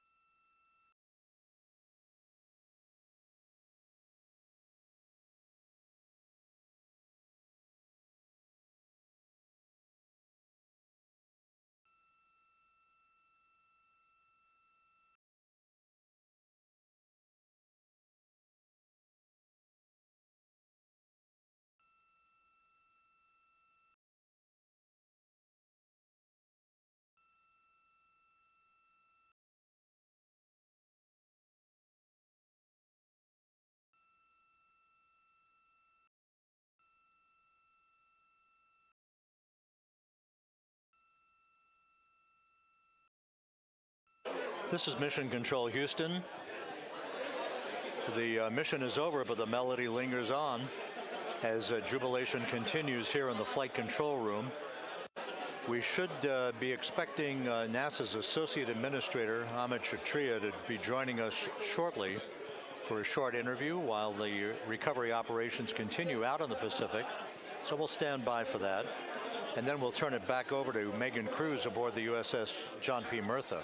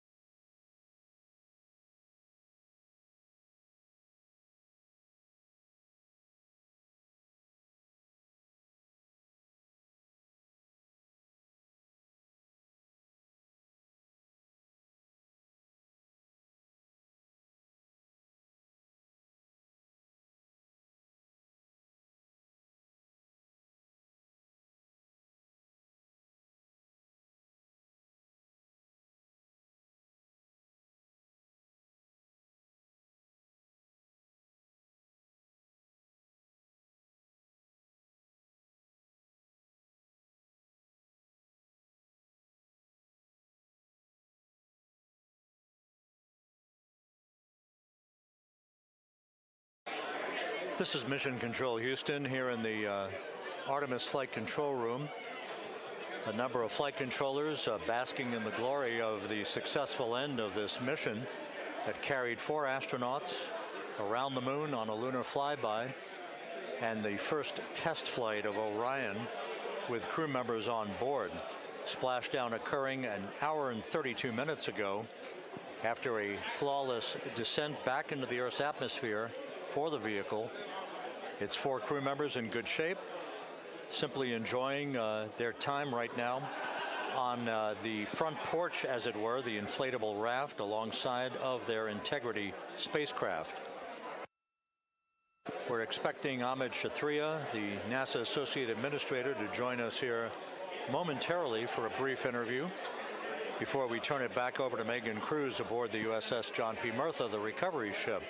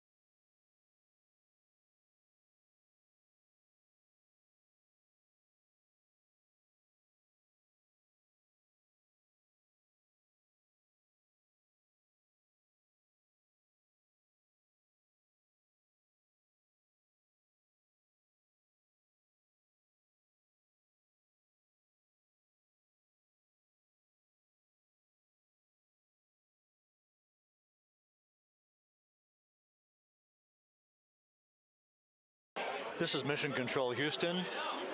We're about an hour and 34 minutes since the textbook splashdown of integrity in the Pacific to bring home our astronauts. And with us now is Amit Kshatriya, the NASA Associate Administrator. Amit, a little bit of history made tonight, a little bit of history made over the past few weeks. Your thoughts as this team here basks in the glow of what they just accomplished? Yeah, Rob, we're here in the control center, and it's kind of overrun with jubilant folks in the Mission Control Houston, as well as engineering, and folks that just want to be here, part of it, as we watch our crew get extracted from the vehicle. And you know, my thought is always about these teams. The team that's in the water right now, pulling the crew out. The team here in Houston that worked so hard over the last 10 days, no sleep to get this done. You know, we still have some work to do to get the crew to the med bay here on the ship. They all look great coming out, so hopefully that won't be too long. You know, I think we saw the administrator on the boat too, giving his thanks to the Navy team on the Mirtha, which they're just an incredible group of sailors. I was able to visit with them a couple weeks ago. And then if you pull it all the way back to the workers and the folks that joined the rocket at Michoud, that made the heat shield tiles that held together tonight, that stacked the vehicle in Florida, that integrated the vehicle in Denver, that fired the engines in Stennis, that fired the boosters in Promontory. I mean, this is the entire team, coming together and being tested by the environment that this machine went through, and they did it right. The work was good. They did it right. You've said in a number of briefings, of course, and in other forums that this is just the first step. The cadence has to step up, as the administrator has indicated. Now, it's a little early for the full report card on how Integrity did, but did this mission ultimately, from your eyes view, exceed expectations?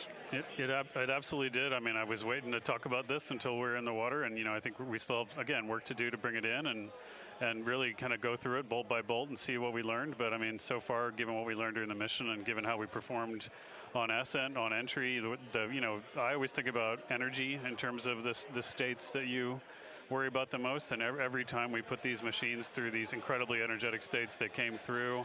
So I'm fairly confident that we made a big step tonight to get us on the path towards the surface. I think the path to the surface is open now. We do have to do all the work, and we'll make sure we talk about that as cleanly as we can. We learned a few things during the mission, but I have to tell you, this was an incredible test of an incredible machine. From an American psyche standpoint, the Empire State Building was lit up red, white, and blue tonight. Our coverage was seen on baseball stadiums around the major leagues. How captivating was this experience for the American people, for the world, in fact, as we returned to the moon? I have not been able to watch a lot of the coverage as we've progressed through the mission. I will tell you, just from my witness in Florida before launch, and then seeing the people's faces here, and then reading where I can about how things are going. I think this has been a gift to the world from NASA. NASA has given the world a gift, proving to folks all over the place, especially young people, and that to me is what this is really about. Young people, when they see what we can do when we work together, when we have teams that collaborate, that it doesn't matter how hard the problems are, we can solve them. I'm hopeful that Artemis II, as folks witness what we were able to do with this incredible crew, this incredible team that we've birthed into the world, scientists and engineers and artists that have been inspired by this. And even if they don't come work in the program, which separately they should come work in the program, because Lord knows we need the help, but even if they don't want to come work in the program, hopefully they grow up to recognize they can do amazing things when they work together and contribute to society and be good citizens and really change the way, the challenges that are coming in the world are overcomable if we work together like this. And one final question. Flying to the moon, we did it. We've done it again this past week and a half or so. But the engineering that went behind the design of this mission and the precision, the pinpoint precision of this vehicle entering that entry corridor, it's almost mind-boggling. Yeah, it is incredible when you think about the energies involved and the uncertainties involved. That when we inserted the vehicle into orbit, it was 99.2% down the middle. When we dropped the vehicle right on top of the fleet here, our guys knew exactly where to go, but the guidance was perfect. You know, it's interesting. I've got this question a lot over the last few weeks about, you know, we did this before 53 years ago, and you know that. I mean, it is a reasonable thing to contemplate, like what's gone on since then. And what I'd tell you is, you know, when we did Apollo, which again, the more we learn about what they did, the more magical it seems what they were able to accomplish given the technology and the learnings that they had. But when we did Apollo, the architects of Apollo, you know, Gilbert, Seaman, von Braun, Mueller, what they really wanted to do, you know, as they were contemplating what it meant to expand our range of action to the lunar surface, what they wanted to do was learn how to live and work in space for a long time. They wanted to do that first before they were confident they could expand their range of action to the moon. Now, of course, the politics of the time and the mission at the time was different, and so they had to go straight to the moon and bring people home. And then after that, the program kind of lost its momentum. But you know, after that, NASA kept moving along those paths, right? So we recognized during Apollo that reusability was going to be important. We spent a lot of money on those machines, and you know, we spent a lot of money on these machines here, even though, but we recognized that reusability was important, which is why we built a winged space plane called Space Shuttle, and then we used that reusable machine to build a space station. And we learned for 25 years how to live and work in space, and have been able to develop technologies that can enable exploration. So really, what I think is now, 53 years later, we're at the point where the architects of Apollo would have been pleased that we're now ready to actually go back to the moon and go back to stay, because we've learned all the things we needed to learn. There's a lot of people pleased here tonight, and we really thank you for joining us. Ahmed Shathria, NASA's Associate Administrator, as we begin to hoist the crew onto the helicopters to head back to the recovery ship. Thank you very much. Thank you, congratulations, Ahmed.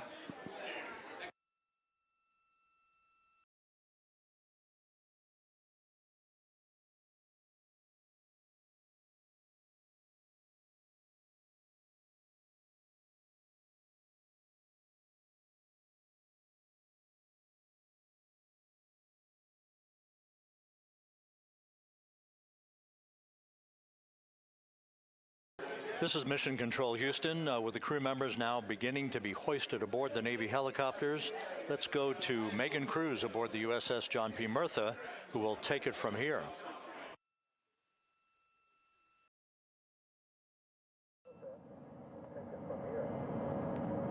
Hey, Rob. Yeah, back on the bow of the ship here, we are seeing the helicopters circling Orion. The first one there, having just completed picking up the first astronaut.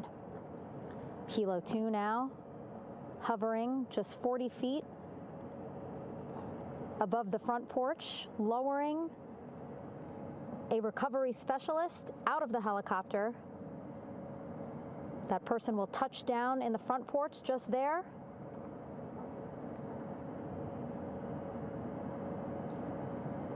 The crew members already outfitted with a harness that will allow them to quickly attach to the hoisting device.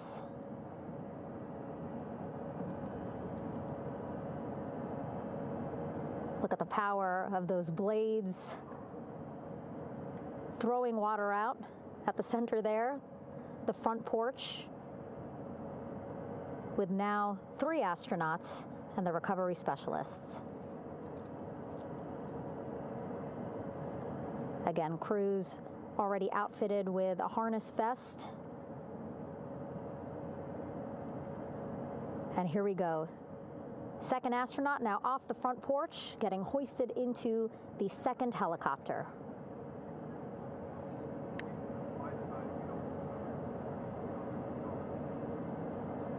That helicopter will now hover just a distance away to give room for the first helicopter to come back and pick up the third astronaut.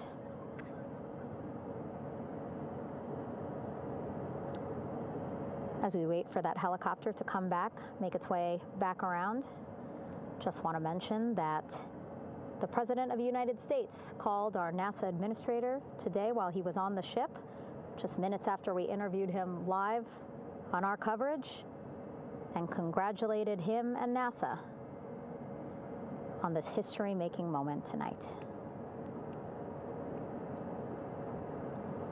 Helicopter 1 again hovering 40 feet over the front porch. We will soon see another recovery specialist getting lowered onto the front porch.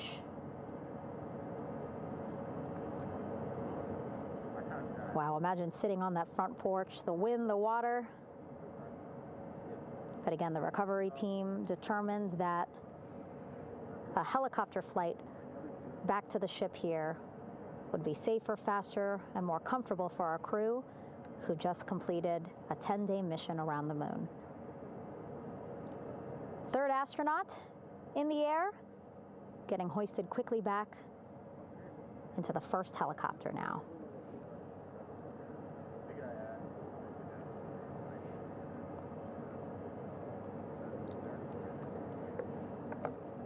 That first helicopter now on its way back to the ship here. We will soon see it land in just a few minutes.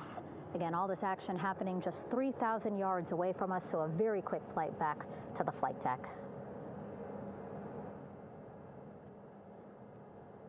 And now the only person left on the front porch, Commander Reed Wiseman. That second helicopter now making its way back over to the front porch. Here it comes.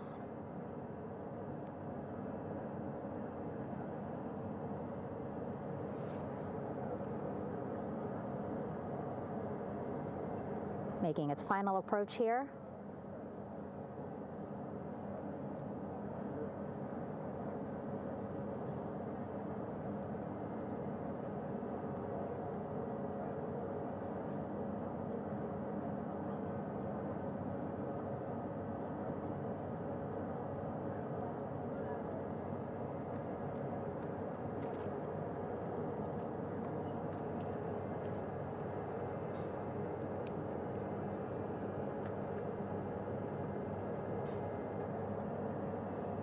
The last astronaut, Commander Reed Wiseman, now off the front porch and almost into the second helicopter. Both now on their way back to the ship where we are, the USS John P. Murtha, just west of San Diego in the Pacific Ocean.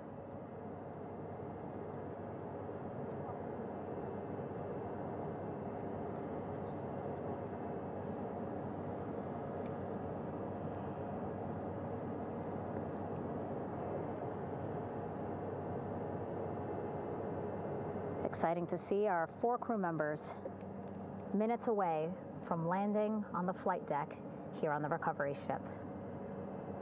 550 people on this ship, excited, ready, anxious, looking forward to welcoming this crew aboard.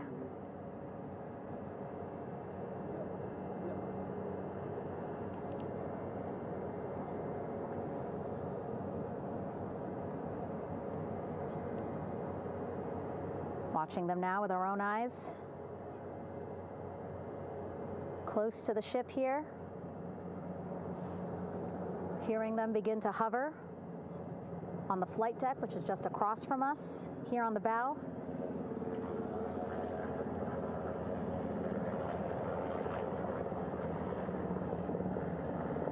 The first helicopter coming in.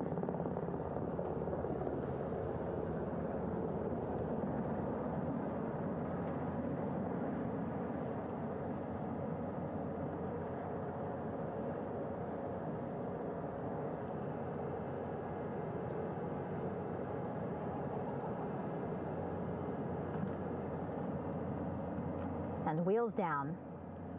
Wheels down of the first helicopter carrying 2 of our Artemis II crew. Pilot Victor Glover and mission specialist Christina Cook.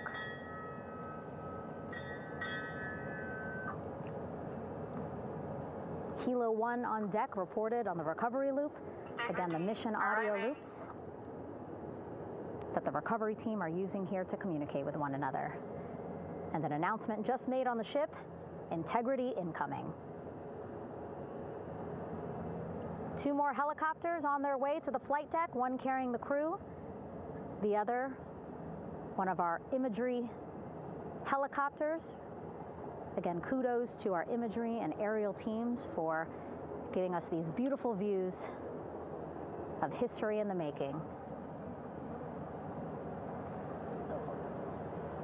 Set amid a gorgeous, soon-to-be sunset here in the Pacific Ocean.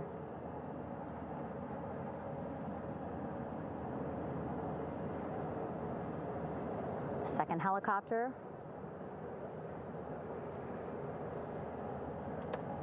making its approach of the flight deck.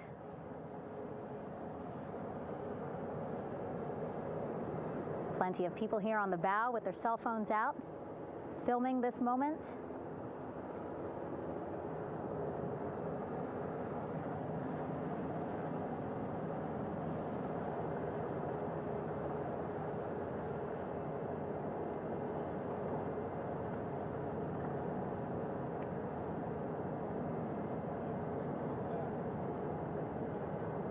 Some impressive flying here by the Navy, as we are seconds away from wheels down. And there you go. We now have all 4 Artemis II crew members on the USS John P. Murtha.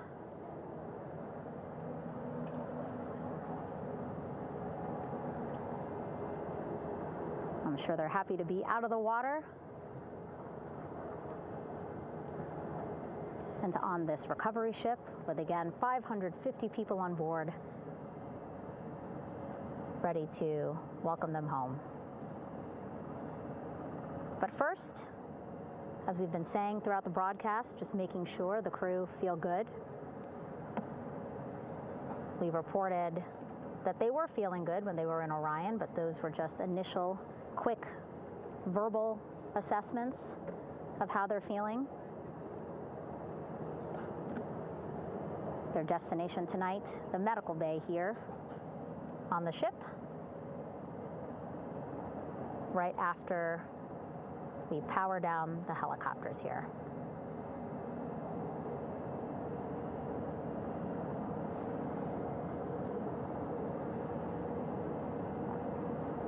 The team on the flight deck working quickly but methodically.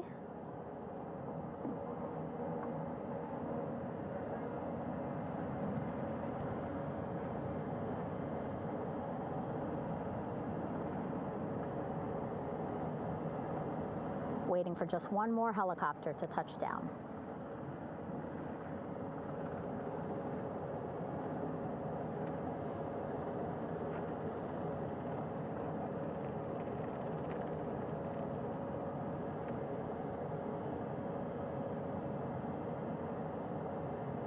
Very limited personnel here on the flight deck. Restricted maneuvering doctrine is in effect. As that third helicopter touches down.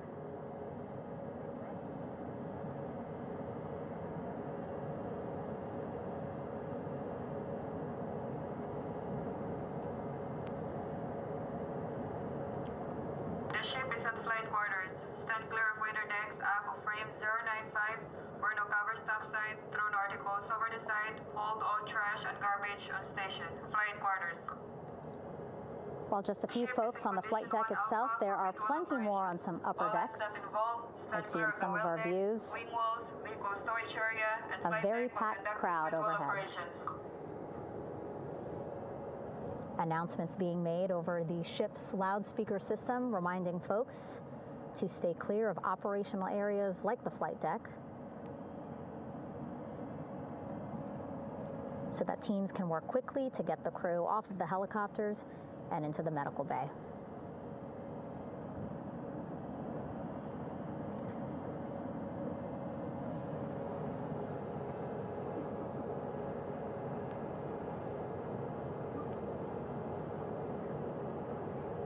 Splashdown today, 5:06 p.m. Pacific time. We are within 2 hours of that splashdown time, and already we have all 4 crew members on the flight deck of the USS John P. Murtha.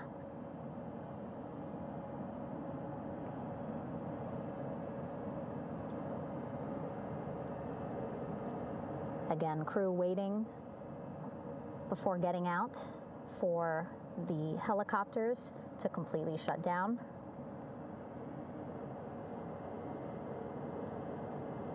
Safety, of course, very important to NASA and the U.S. military.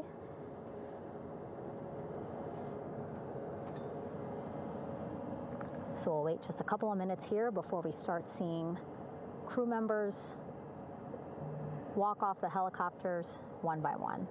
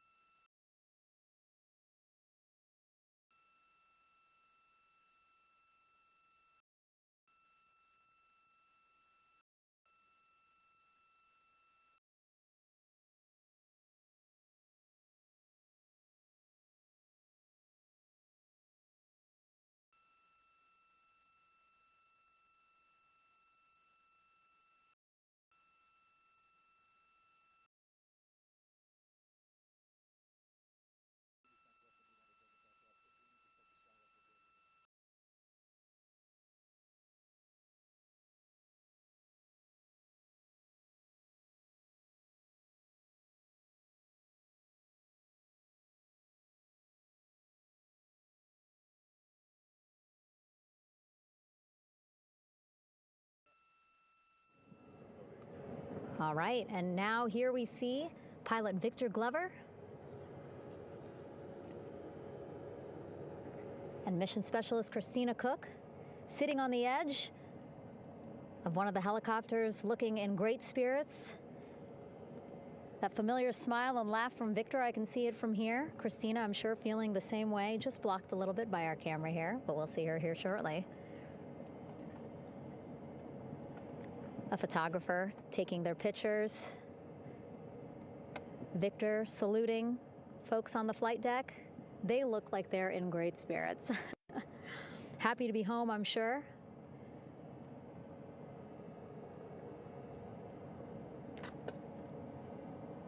If you're sitting at home, I hope you too are wondering, what would you want to ask them if you got a chance to talk to them? Because that is what I'm thinking about. Getting the opportunity to talk to or ask questions of these 4 astronauts who just made history as the first crew to return to the moon since 1972.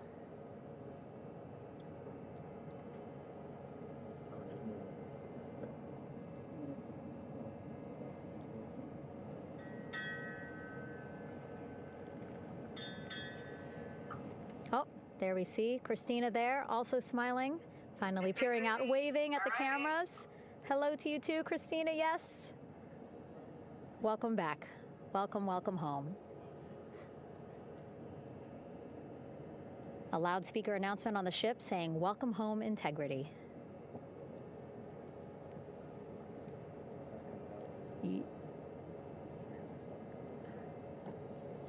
Victor in great spirits. I can't see who he's talking to, but I kind of think that he might be talking to his other 2 crew members. Shouting from across the flight deck, congratulations to one another.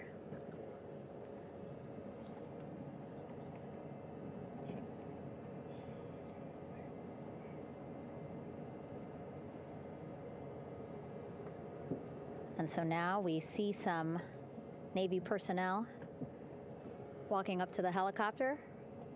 This is again the first helicopter carrying pilot Victor Glover and mission specialist Christina Cook. Both have taken off their helmets now.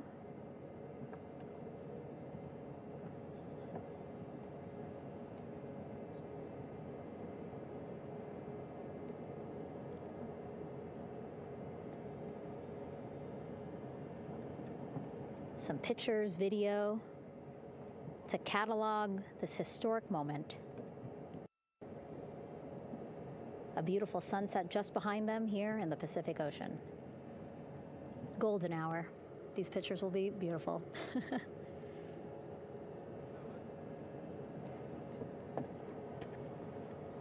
Now we see NASA Administrator Jared Isaacman. He is on the flight deck, as well as Flight Surgeon Rick Schuring walking over to Victor and Christina first. We saw the administrator walk over to the other helicopter, which is carrying Commander Reed Weissman and Mission Specialist Jeremy Hansen.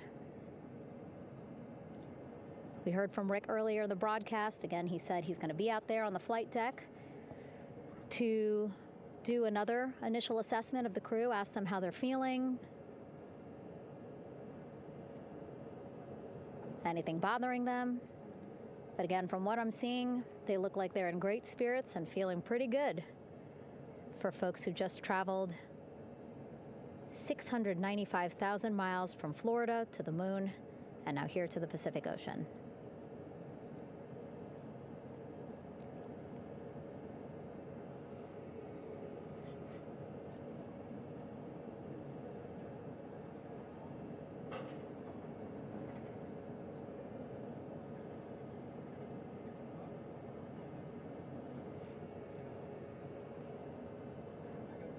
We're now seeing NASA Administrator Jared Isaacman walking across the flight deck. He had been talking to Reed and Jeremy, now approaching Victor and Christina.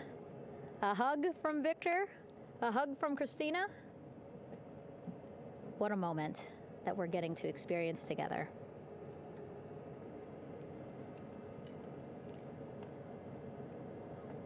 I'm sure congratulatory words. You know, we got to speak to the administrator live on this broadcast as well, and he said the kid in him right now, giddy, absolutely giddy at what we were able to accomplish today. Returning them home safely and in good spirits after a 10-day mission around the moon. And here we go. We're seeing Jeremy walking, waving across the flight deck, now on his way to the medical bay.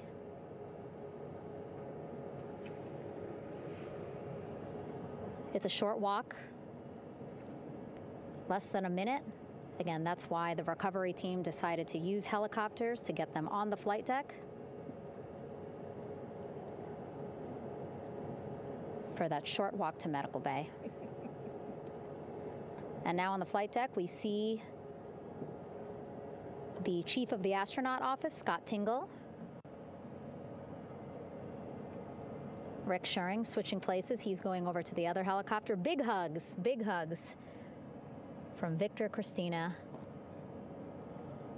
to Scott. Again, a gorgeous sunset setting the stage for this recovery tonight.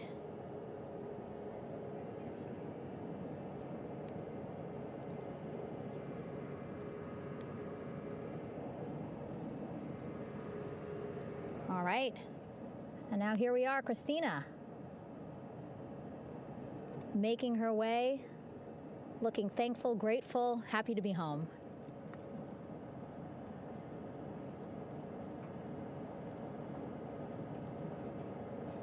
You can see she's looking up. Again, lots of people, just a few levels up off the flight deck,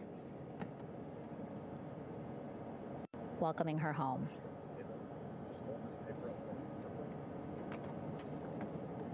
Scott holding the door like a gentleman, but back on his way to the other crew still on the flight deck.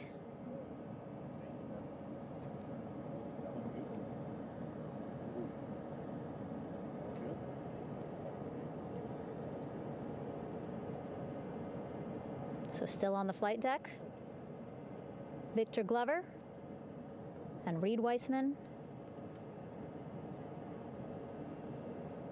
It looks like Victor will be the next one headed to medical bay.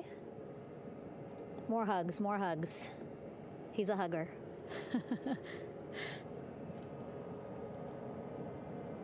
Victor looking good as he walks across the flight deck. NASA Administrator applauding. Victor applauding for all the folks on the ship with him who played a role in their safe return today.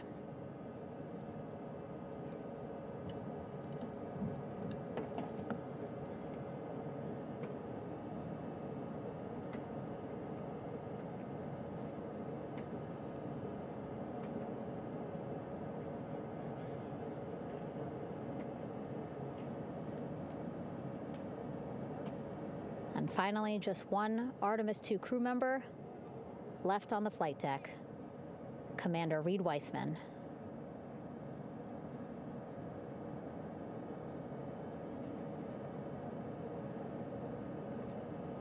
Applause from the group there on the flight deck, I'm sure, as well as on the level just above them, packed with people. Reed looking good as he takes his steps towards the medical bay.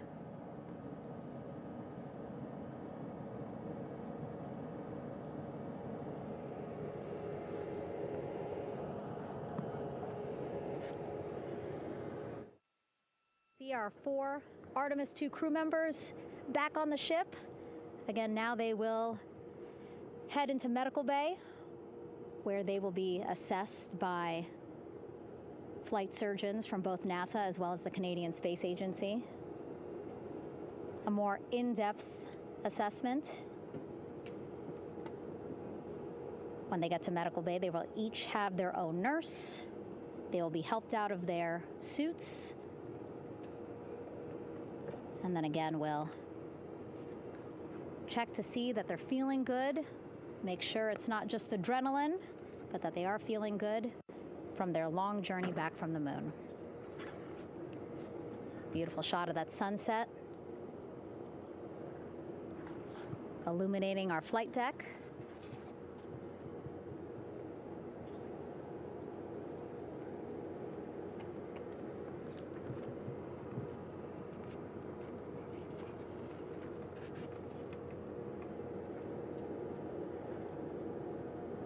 All right, and now with our astronauts safely on board, I want to welcome on Artemis Recovery Director Lily Villarreal. Lily, I don't know how you must be feeling right now. Ecstatic, relieved? So ecstatic, relieved. Of course, we still have to bring the capsule into the well deck of the ship, but this is a major milestone to have the crew here on the ship and in med bay. You know, our team has been preparing and working really hard, and I'm just so proud of them all. Everything went very well, just as planned. Our teammates in Houston, the flight control team was just amazing. We were able to have great conversations and communications about everything. And I don't know what else to say. I'm just so ecstatic. It's such a wonderful feeling to get to this point. Again, we still have to get the capsule, but this is huge for all of us in landing recovery, and I couldn't do this without my team, and of course the full support of the U.S. military. There's going to be lots of, high fives when we get the capsule back in, and I'm so happy that the crew's doing well, Orion's doing well, and thank you for everybody watching. Yeah, it was great to watch the crew come back to the ship with you. How were you feeling when you were seeing them looking so happy to be home and feeling really good? The funny thing is that we had video of them from inside the Orion vehicle. They were like that from the beginning. When we opened the hatch, they were already out of their seats, having a good time, waiting for us to open the hatch. And they opened the hatch, and of course we did the first medical assessment. Everybody was doing very well, and they were just having such a great time with the medical team that was inside the capsule. I think they were all taking selfies with the phones that they have, probably talking about what they saw, and it was just smiles all around. They were having such a great time. And then we put them on the front porch when we were ready to put them on the front porch. And again, you could see they were just so ecstatic to be home and talking to everybody. So we were very happy to see all of that in the control room of the LFOC. How remarkable is that? Again, if we think about their journey, the 695,000-mile journey around the moon and back, coming back at 30 times faster than the speed of sound. I mean, how remarkable is that they are in such good spirits? I mean, this is an amazing crew. I think you guys have seen it for the past 10 days. They're wonderful people, and we're so happy that they brought us along on that ride. And I can't wait to see all the additional videos and pictures that they have that, we'll get a hold of now that they're back on the ground. And I can't wait to hear how, a little more than what we saw on the press briefings from the crew about what they saw It's just fantastic. You know, some of my favorite people around this 10 days was the science team and how excited they were. And so this is exactly how we feel in the landing recovery team when the science team went, oh my goodness, when they heard all the discussions about the moon. This is exactly how we feel now in the landing recovery team. We're so ecstatic. Yeah. Again, we have to recover the capsule. I want to make sure we don't forget about our Orion. Lily's all about business. She's thinking about what's next. But yeah, speaking of these 10 days, I mean, we have been along for the journey with them, live with them 24/7 for 10 days, and just really seeing the engagement that we've gotten from around the world. What do you hope people take away from this mission? I think that's fantastic. So, you know, my story was that I went to the Kennedy Space Center. I was born in Colombia. I was 10 years old when we moved to the United States, but when I was 7, my family took me to the visitor center, and that's when I learned about Apollo. And we went to the moon, and I learned about astronauts, and that story was what really fueled me to want to do STEM and want to be an astronaut. And I think that this Artemis program is going to do exactly what, what girls, my age back then is 7, young people right now, girls and even like young men, obviously. But we want to empower people to know that you can do this, right? If you want to come and work for NASA, if I did it, they can do it. And Artemis program is just going to inspire everybody. And I'm so happy about that. Yeah. Like Apollo inspired me. Thank you so much, Lily. Really appreciate you being here. As you said, still a lot of work to do. 5 to 6 more hours to recover Orion that's still out in the water. So I'll let you get back to it. But you had beautiful words to say again. We hope that this inspires people. We hope that you come and join us at NASA and accomplish great things with us in the future. Back to you, Rob. Thank you, Megan, and safe sailing out there in the Pacific. Here in Mission Control, it is now all quiet. The team of flight controllers and all their support personnel have left the room to enjoy the aftermath of a textbook touchdown by Integrity that splashed down in the Pacific right on target to complete this historic flyby of the moon, the Artemis II mission. With that, we'll wrap up our coverage for the night and point you to a post-splashdown news conference in 15 minutes at 9:35 p.m. Central Time, 10:35 p.m. Eastern Time, where managers will discuss the return of the Integrity spacecraft and the completion of the Artemis II mission. With that, we'll wrap up our coverage for this evening and historic mission in the history books. This is Mission Control Houston.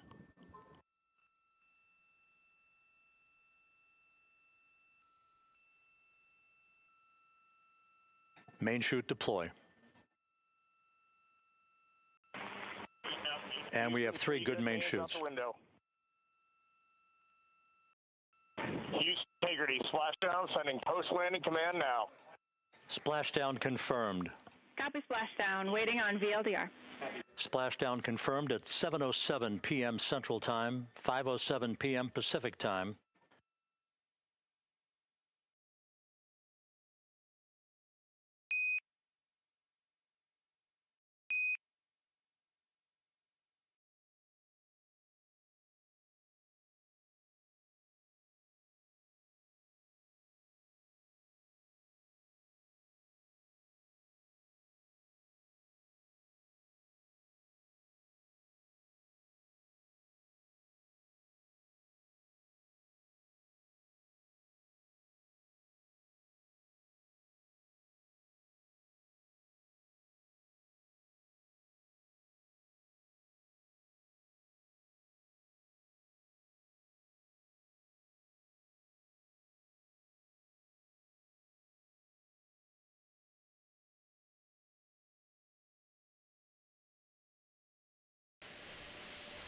GLS start. Geweldige melding, de raket staat er alleen voor. 4 dappere ontdekkingsreizigers staan klaar om te vliegen met de krachtigste raket die NASA ooit heeft gelanceerd. Geluidsdempend water stroomt. En daar gaan we. 10987 RS-25 motoren ontstoken. 4, 3, 2, 1 boosterontsteking en lancering. De bemanning van Artemis II is nu op weg naar de maan. De volgende grote reis van de mensheid begint.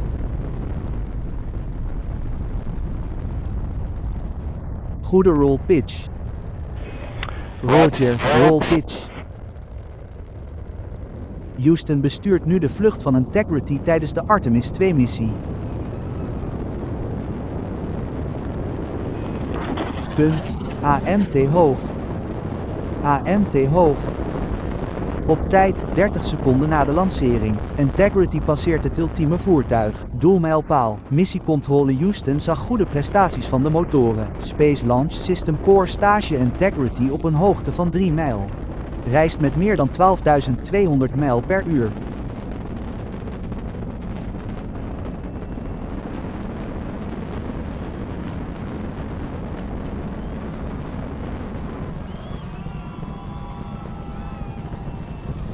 Missietijd verstrijkt 1 minuut.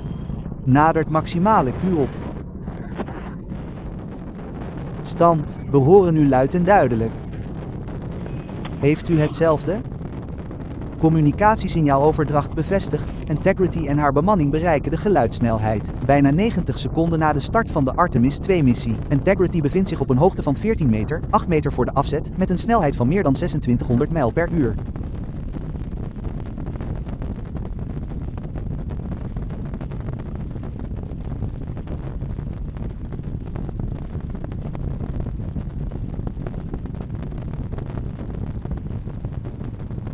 (1 minuut en 50 seconden verstreken tijd. Klaar voor het terugschroeven van het gas van de hoofdmotoren naar 85% voorafgaand aan de scheiding van de vaste brandstoefraket booster, die naar verwachting plaatsvindt op 2 minuten en 9 seconden.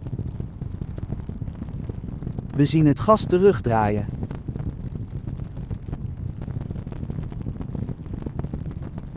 Convergerende scheiding.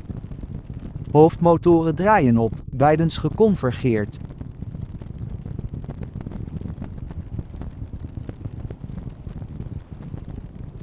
Integrity Guidance geconvergeerd. Prestaties nominaal. RCS van de bovenste trap gereed. Begrepen, alles gereed. Integrity, SM priming voltooid. SM priming voltooid. 2 minuten en 45 seconden verstreken tijd na de start van de Artemis II-missie. Stuurraketten van Integrity en bovenste trap bevestigd in gereedheidstoestand voorafgaand aan de scheiding van de servicemodule neuskap. 3 minuten na de start. Integrity op een hoogte van 49 mijl, 78 meter voor de afzet, met een snelheid van meer dan 5000 mijl per uur.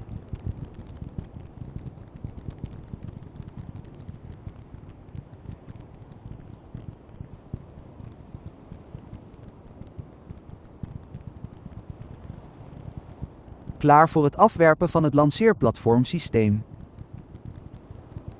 Houston Integrity, goed, laatste afwerping, prachtig uitzicht. Begrepen, afwerping, Team Eco 8+02.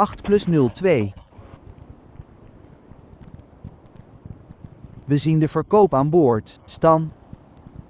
En Houston hebben jullie luid en duidelijk gehoord op Tedras bij de Carmenlijn. Uitstekend, Stan, wij hebben hetzelfde. 3 minuten en 50 seconden na de start van Artemis II. Wiseman, Claver, Cook en Hansen passeren de grens naar de ruimte met goede communicatiecontroles. GPS-signalen ontvangen na de laatste afwerping, er wordt nu intern gecontroleerd op nauwkeurigheid. De vluchtdynamica-officier analyseerde het tijdstip van het uitschakelen van de hoofdmotor, bevestigd op 8 minuten en 2 seconden. Tijd van de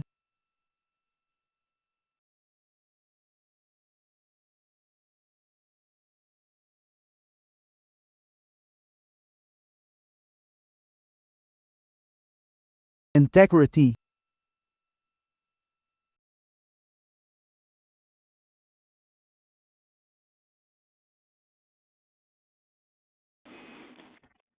GPS-verwerking. Uitstekend, Stan, wij zien hetzelfde, en we hebben een prachtige maanopkomst. We gaan er recht op af.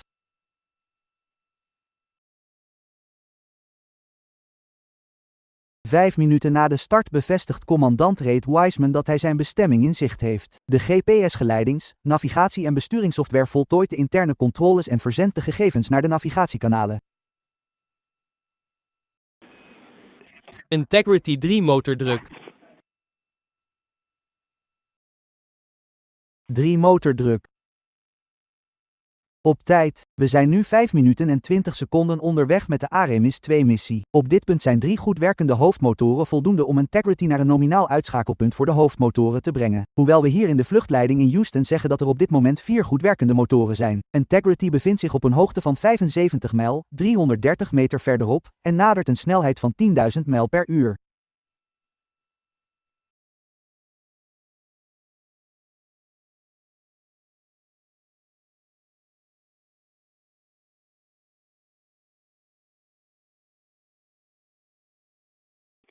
De luchtkwaliteit ziet er goed uit na 6 minuten. Hetzelfde geldt voor de situatie aan boord. Stan heeft een goede baan en goede motorprestaties. De boosterofficier zal binnenkort het uitschakelplan rapporteren aan vluchtleider Jude Vreeling, naar verwachting rond de 7 minuten. Integrity bevindt zich op een hoogte van 78 mijl, 460 mijl verderop. Integrity verwacht een nominaal uitschakelpunt. Integrity bevestigt het nominaal uitschakelplan. "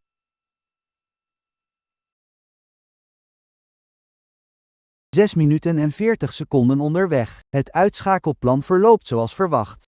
Nogmaals, de tijd van Mika werd bevestigd na 8 minuten en 2 seconden. "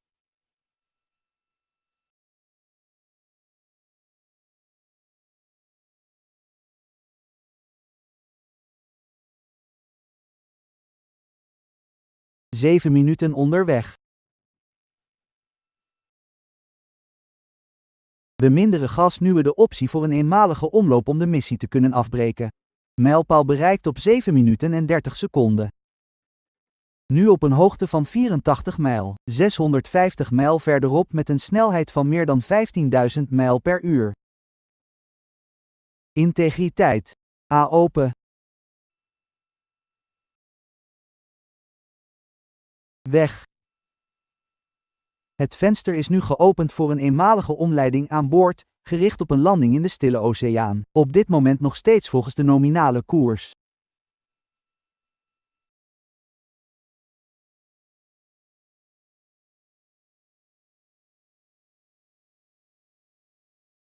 Nog ongeveer 10 seconden te gaan tot de hoofdmotor van de kerntrap van het ruimtevaartuig wordt uitgeschakeld. Wachten op bevestiging van de MCO Main Control Order en de scheiding van de kerntrap. Integriteit.